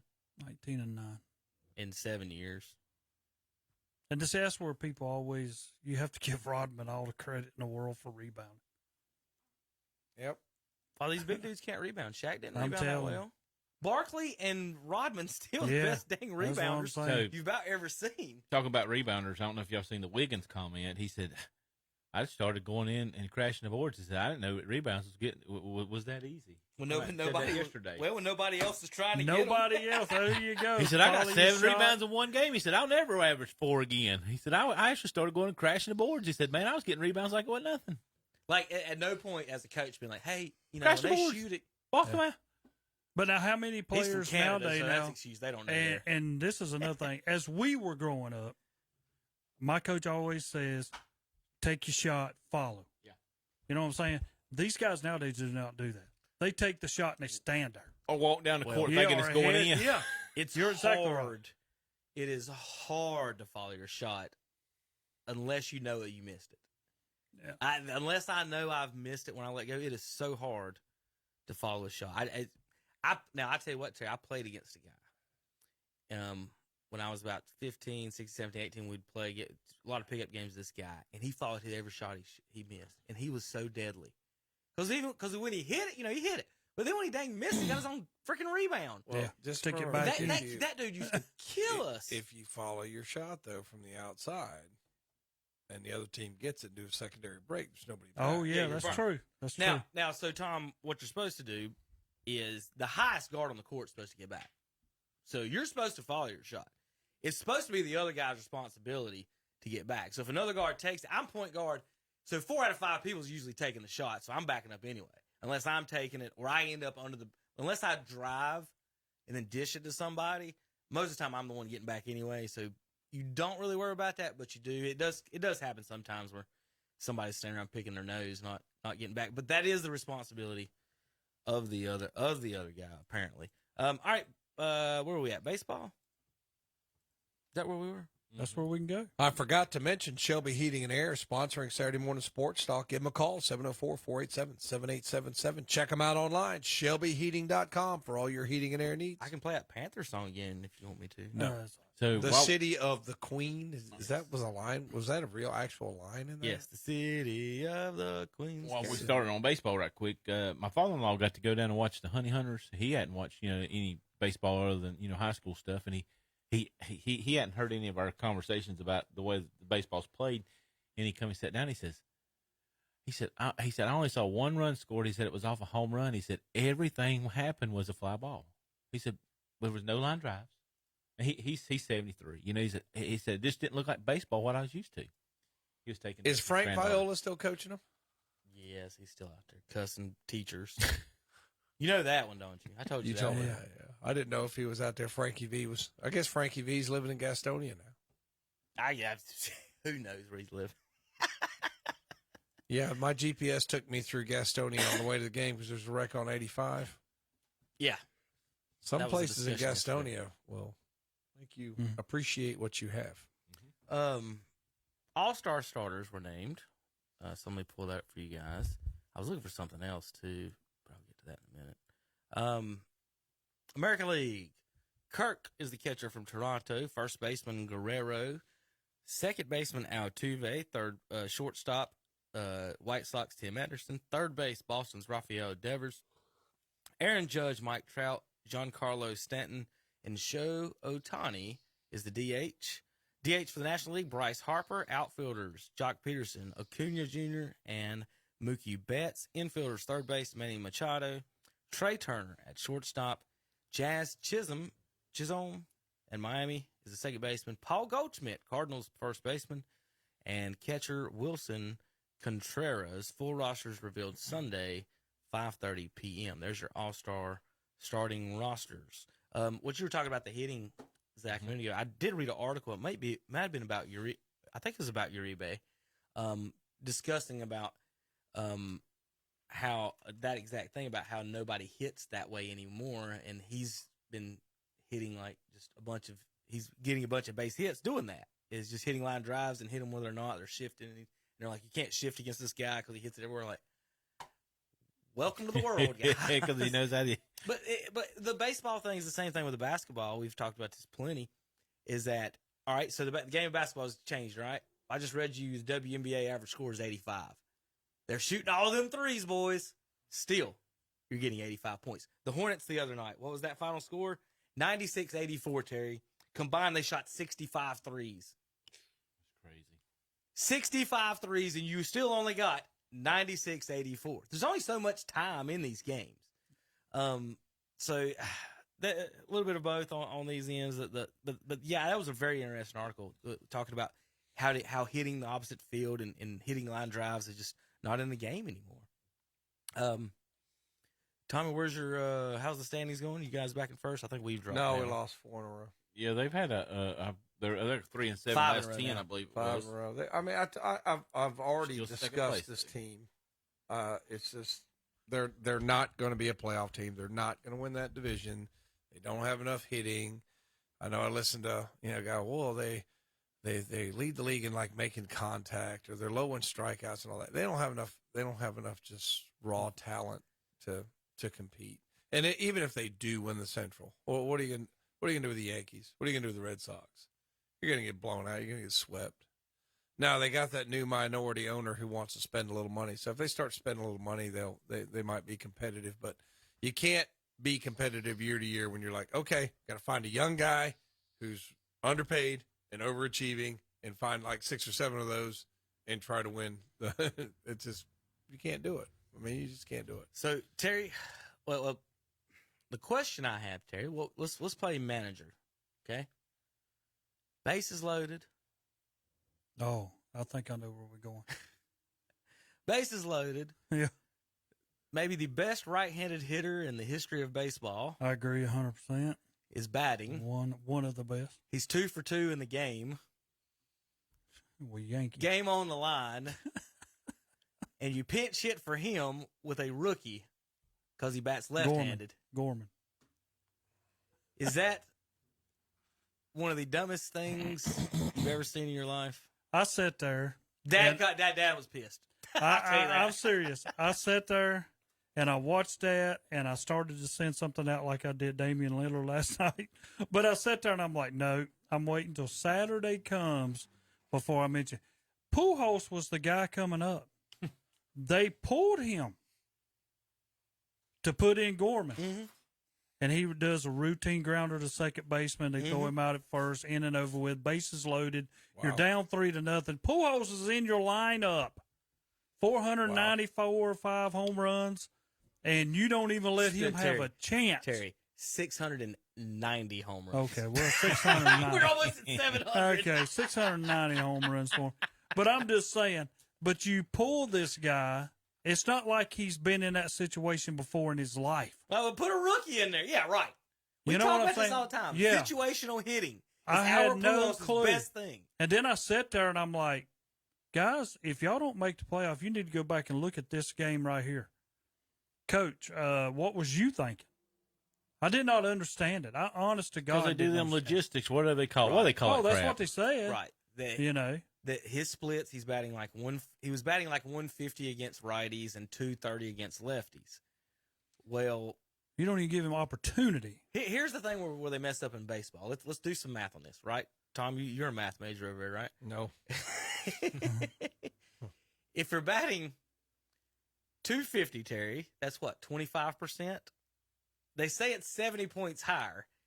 If you're batting 180 the other way, it's only 7 points, not 70 points. And it's out of 100 at bats. Now, if you break it down to 10 at bats, all you're arguing about is between 1.5 hits and 2.3 hits per 10 at bats. So again, whatever stat you give me that says your guy's better at 2.3 and my guy's at 1.5, the guy who's got 683 home runs, career 296 batting average, he's top 5 in home runs and RBIs, but we're going to pitch hit a rookie for him. Yeah, that just blew my mind. I mean, game really, on line, bases loaded. Yeah, sure was. They had just either walked the guy before him or something. We lost 3-0. Yeah. Bases loaded. Pujols up the bat, and they took him out. Well, how would you feel like if you were the guy that's pinch hitting? It's not like he was 0 for 2 something, Tom. He had 2 hits in the game. I mean, but what kind of pressure did you put on the guy who's pinch hitting for Pujols? I mean, that's just stupid. What happened when they crossed each other when that one went up and the other one went back? And he's like, Pujols had 2 of the 5 hits in the game, Terry. Yeah. When that guy's hot, you leave him in, right? Isn't that like an old 3-point shooter? Like if Dale Curry comes in the game at the end of his career, you let him shoot 3 or 4, and if he hits them, you leave him in for a while. That's what Pujols is doing. And I'm not saying they might. I mean, Pujols might have routine grounded to the pitcher. You don't know what he would have done, but I'm just sitting there thinking he never had the opportunity. You heard those old Pacers talk about Bird walking out on the court when he was, owner or whatever, coach or whatever. He had just dropped 10 3-pointers without even warming up. I mean, they know how to do it. It's like repetition for them, you know. Mm-hmm. Terry, here's your stat for you. I'll tell you what he wasn't going to do. Strike out.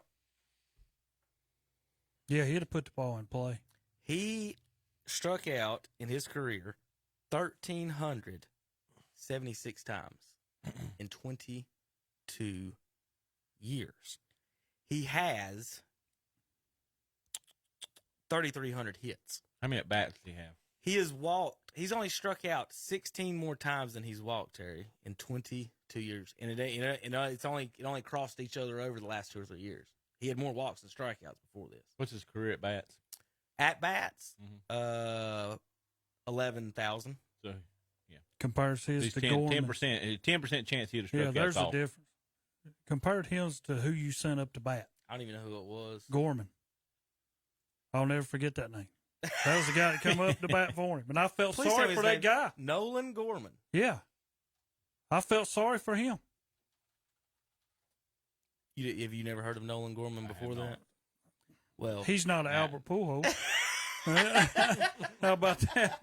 I know who he's not. Yes, That's what I'm saying.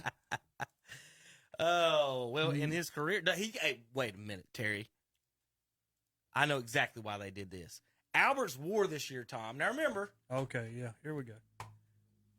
They've got a better record this year than they did last year, Tom. They added Albert Pujols, and Albert's WAR is negative half a game, Terry. Negative. How do you have a negative WAR? No, you know why he got pitch hit? Because Nolan Gorman's got 1.3 WAR this year. Nolan Gorman,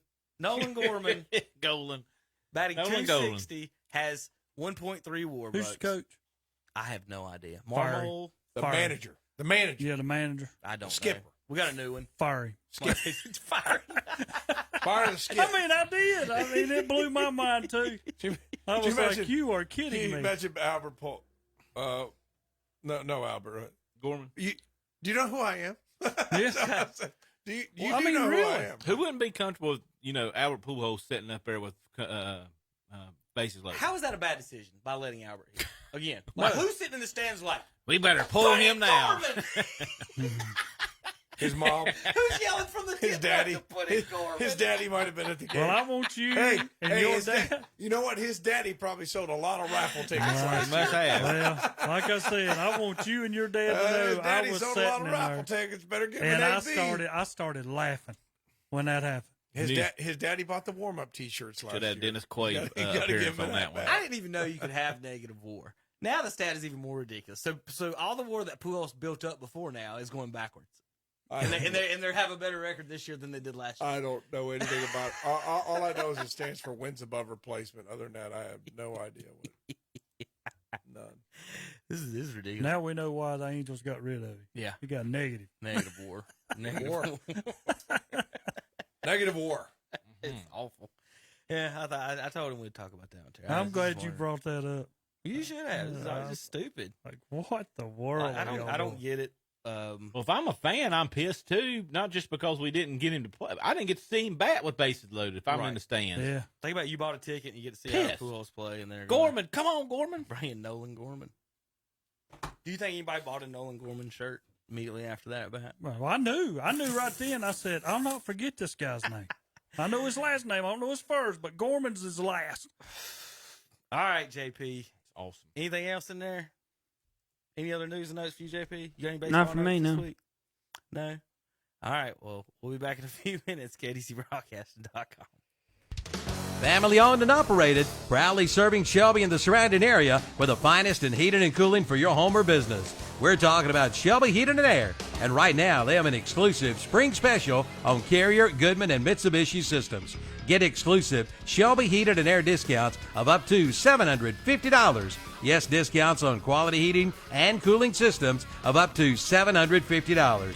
Online at ShelbyHeating.com, see their page at WhatsUpShopper.com, and like them on Facebook too. Located at 1990 Eves Road in Shelby. Mention this radio ad. Yes, mention this radio ad. Did you hear me? Mention this radio ad and take 10% off your bill at the Highway 29 Grill on Highway 29 south of Kings Mountain.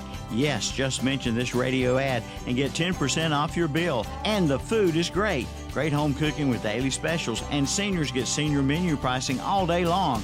The Highway 29 Grill, 1842 South Battleground Avenue, Highway 29 south of Kings Mountain. Just look for the lighthouse. Like them on Facebook too, and mention this radio ad and take 10% off. It's the little old lady from Pasadena. You can buy where the little old lady from Pasadena gets her cars. Her fast cars, that is, from Iconic Motor Company of Shelby, where you always get an iconic deal. Good credit, no credit, bad credit, no problem. Iconic Motor Company of Shelby can help. You can get approved with the best financing available. Iconic Motor Company of Shelby, 325 West Dixon Boulevard in Shelby. Online at iconicmotorcompanyofshelby.com. Check out the new arrivals this week at Cars, Trucks, and Credit in Lincoln. You'll find some summertime red-hot deals, like just arrived this week, a 2006 Chevrolet Equinox at $999 down. Also a 2003 Honda Accord at $999 down. And a 2008 Ford Edge at $1499 down. These and many more at Cars, Trucks, and Credit. 604 Clark Drive in Lincoln. Online at ctcautosports.com and see their page at whatsupshopper.com. Come register. Yes, come register to win a $75 gift certificate at Mountain View Antiques, 121 Shannon Bradley Road in Gastonia. Yes, a $75 gift certificate will be given away July 3rd and July 10th. And while you're there, check out the thousands of antiques and collectibles with many store-wide discounts. So come celebrate the week before and the week after the 4th of July. Pick up some great deals and register to win that $75 gift certificate at Mountain View Antiques, 121 Shannon Bradley Road in Gastonia. Crank it after you visit Eddie's Auto Parts in Lincoln. Eddie's Auto Parts is your local interstate battery dealer. From lawnmower batteries to power sports to batteries for big commercial equipment. Get yours today from Eddie's Auto Parts. So crank it with a new interstate battery from Eddie's Auto Parts, your locally owned CarQuest dealer. located at 2514 East Main Street in Lincoln. When you want some help from a fellow car lover, it's all in one place, as you'll discover. Roll in to CarQuest and roll on. And we're back on Saturday morning sports talk. So why don't we remind everyone about Shelby Heating? Shelby Heating and Air bringing you Saturday morning sports talk. Give them a call, 704-487-7877. Check them out online, shelbyheating.com. Excuse me, shelbyheating.com.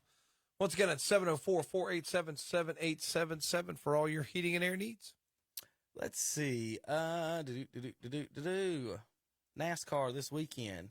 First of all, I want to tell you the schedule. A lot of folks want to know exactly what we're doing with the Legion stuff and everything today and tomorrow, and the playoffs have started up. So let's go over to today's broadcast schedule, this weekend's broadcast schedule for everybody tuning in at home. If you're watching on Saturday Morning Sports Talk, you can watch every Saturday on YouTube. Watch the replays. If you're listening on the radio, go back and watch the replay on YouTube. You can watch the show. We got cool graphics. So you can see our smiling faces.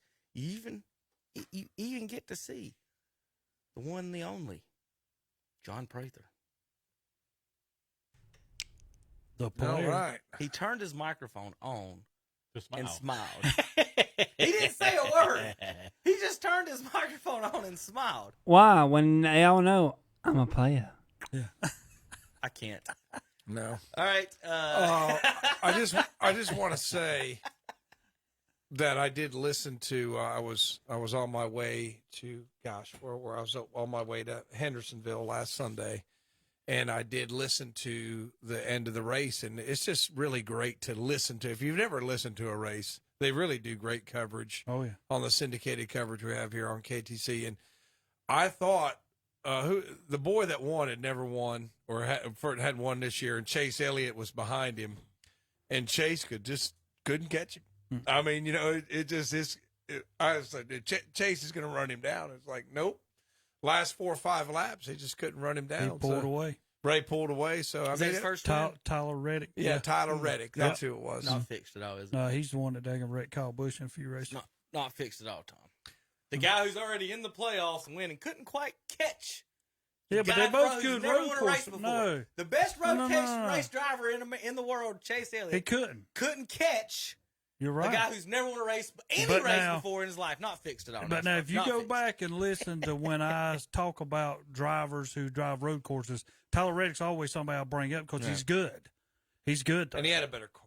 But we just know. I'm just saying, we know from the when as soon as Jimmy Johnson retired, the only thing the announcers have talked about the last 3 years is we're gonna have a new renter every week. Well, how do they know that? How do they know that? And you know who that eliminated right now? Kevin Harvick is out.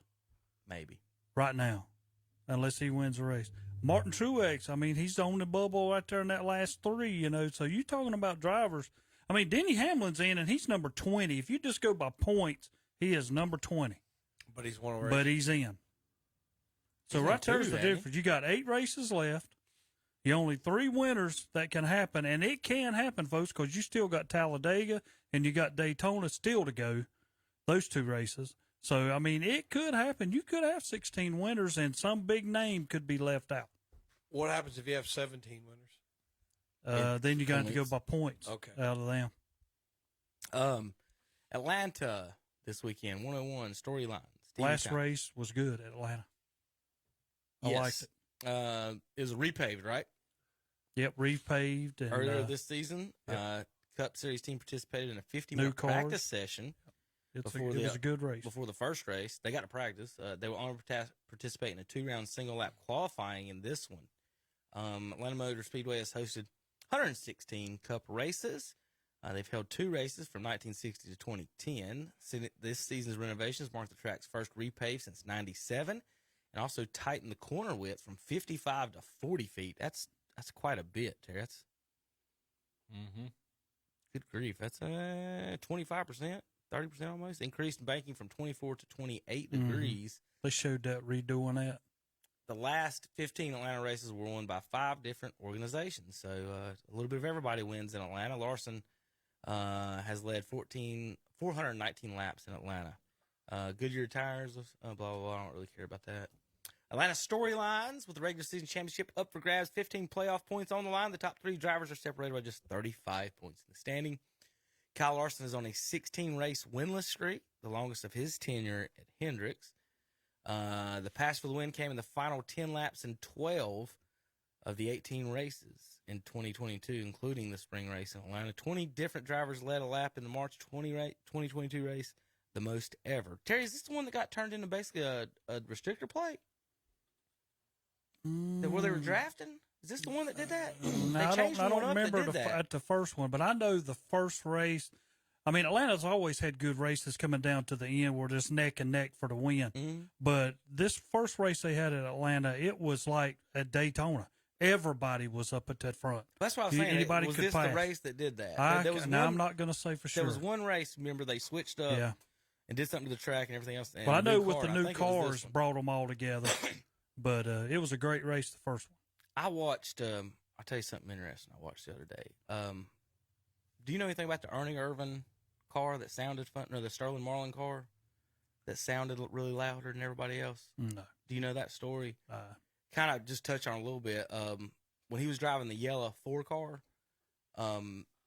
they had some guy call them and tell them that he could get extra horsepower for them. And again, I'm not an expert on this, but basically he went under the car and they changed the muffler to like a 3 or a 4-way muffler or something like that. They did something with the pipes underneath and split it up. And when Marlin qualified in Daytona, everyone thought he was driving an Indy car because of the sound it was making. He said is a little documentary on it. People were coming up to the fence, the drivers who had just run, trying to figure out what was going on the track. They thought they'd put an Indy car out there because it was making a totally different sound. And it was so much louder than everybody else. So that was, I didn't know if you'd heard about that, but I thought that was interesting the way how the new cars and the old cars, and they were showing they picked it up. And what they did, it was talking about, they were the first people that painted everything on the car. Inside, and on everything the time they had, they painted black. So you couldn't tell where they were cheating, was what the idea was. And then they had to use a specific type of black because it wouldn't get too hot in there. And then one of the drivers couldn't take it at all. I think it was Bobby Labonte, and they had to make it gray. And the crew chief driver there interviewed, he said, "I told Bobby when we did that, it's much harder to hide things in gray than it is in black." But he complained so much we had to do it. But they flipped the car. They were showing the pipes and everything, how it made much louder, how you could do different adjustments and things. It's pretty interesting to listen to the crew, because when he talked about it, he'd give these sly smiles, like, we did that, like stuff he wasn't supposed to be doing. If he ain't cheating, you ain't right. trying. You can get him to admit to, but that was a very interesting little documentary on that. And I was just talking about the cars and the new cars and everything. Is I don't know what they can do or any extra. The crew chiefs don't seem like they can do too much with this, right, Terry? Because they custom made the tailpipes out the side of the car. Like that wasn't like you don't buy. Like now you have to get everything from the manufacturer. That's what they're complaining about. And they were sitting there showing that they made these themselves. Made the flames. And if you don't think crew chiefs are still messing, well, they come are. on, obviously. you know that, right? Yeah. So this weekend, a slight little adjustment. This weekend, starting today at 2:00, we'll have the game 1 in progress between the Gaston Braves and the Cleveland. We haven't come up with a nickname for them yet. Tom, where were they? Where were you guys at in that game again? We were bottom 3, runners on first and second, no outs, 2-1 count on the batter. So there you go, folks. We'll pick that game up at 2:00 today. Matt Royster and Robbie Roop will have the rest of that game from the third inning on. After that game, the Braves come on at 4. So we got baseball all day starting at 2. Braves come on at 4 against the Washington Nationals. At 4:15, the Toyota Save Mart 350 is on, Xfinity Racing on WCSL. And then tonight we got more Legion baseball and probably more rain delays because it rains every night at 7 o'clock. Yep. Cherryville at Matthews game 2 in Matthews tonight. And then Cleveland County Gaston will stay over in Shelby today for the follow-up game. 6:45, 7 o'clock current start unless they change something. Like they could announce that they're going to start at 6 or something, Tom. You never know with that. I know.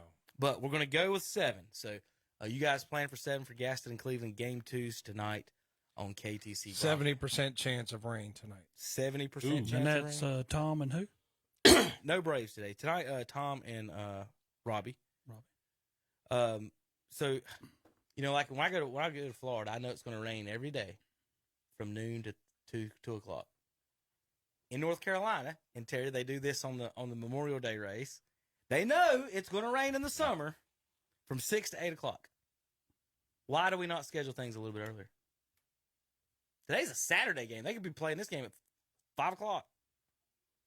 Same thing with the races and everything. Well, because if you get any delay, it ruins the night. And you're playing today. They would played yesterday afternoon. They got the game in, right? well, I guess in the heat of the day. It's getting Come the on, you're trying to get it where the heat's not as bad on everybody out there. I'd like to play baseball. Nobody played baseball last night. Tom didn't get any baseball. Yeah, I mean, every now and it's going to happen. I'd rather them play and be hot. Who cares? I don't care about your hot dog And y'all sales sitting either. in air conditioning and Right. players out there. Yeah, there you go. Right. Yeah, Well, they that's didn't get. no big deal. Well, as a player though, I'm doing something during the day anyway.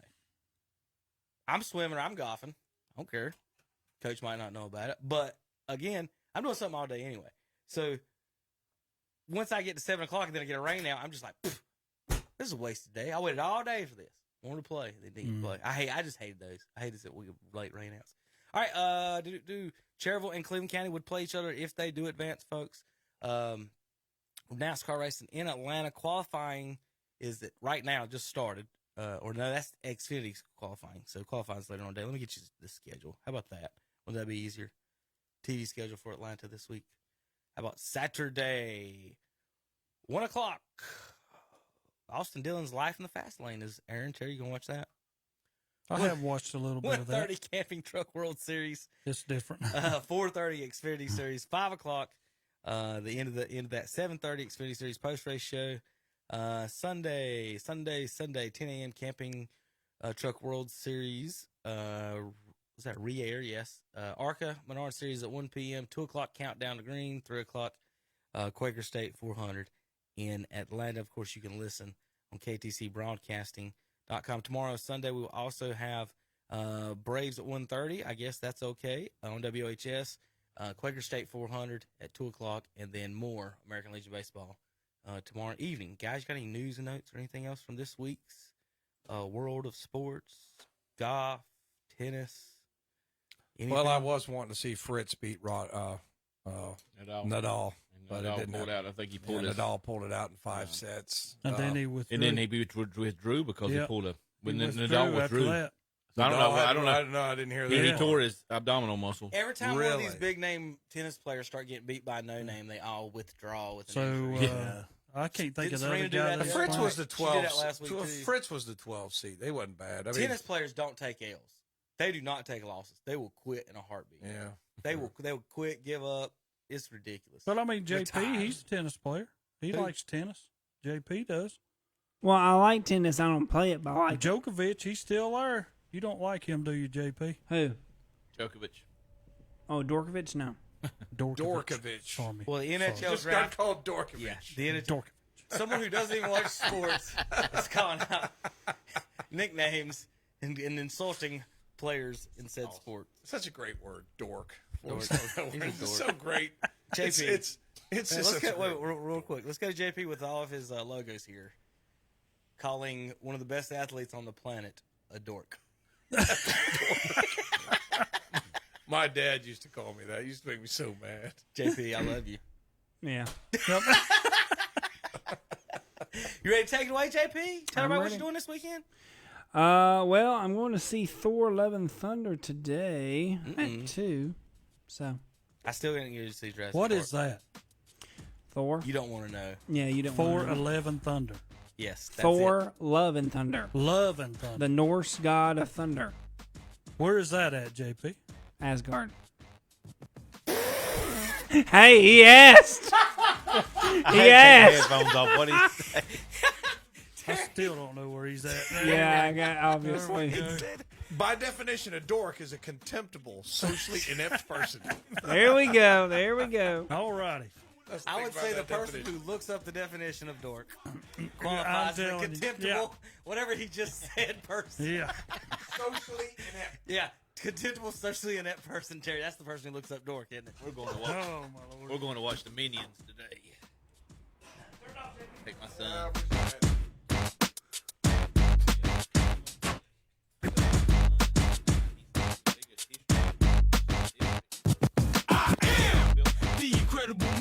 only do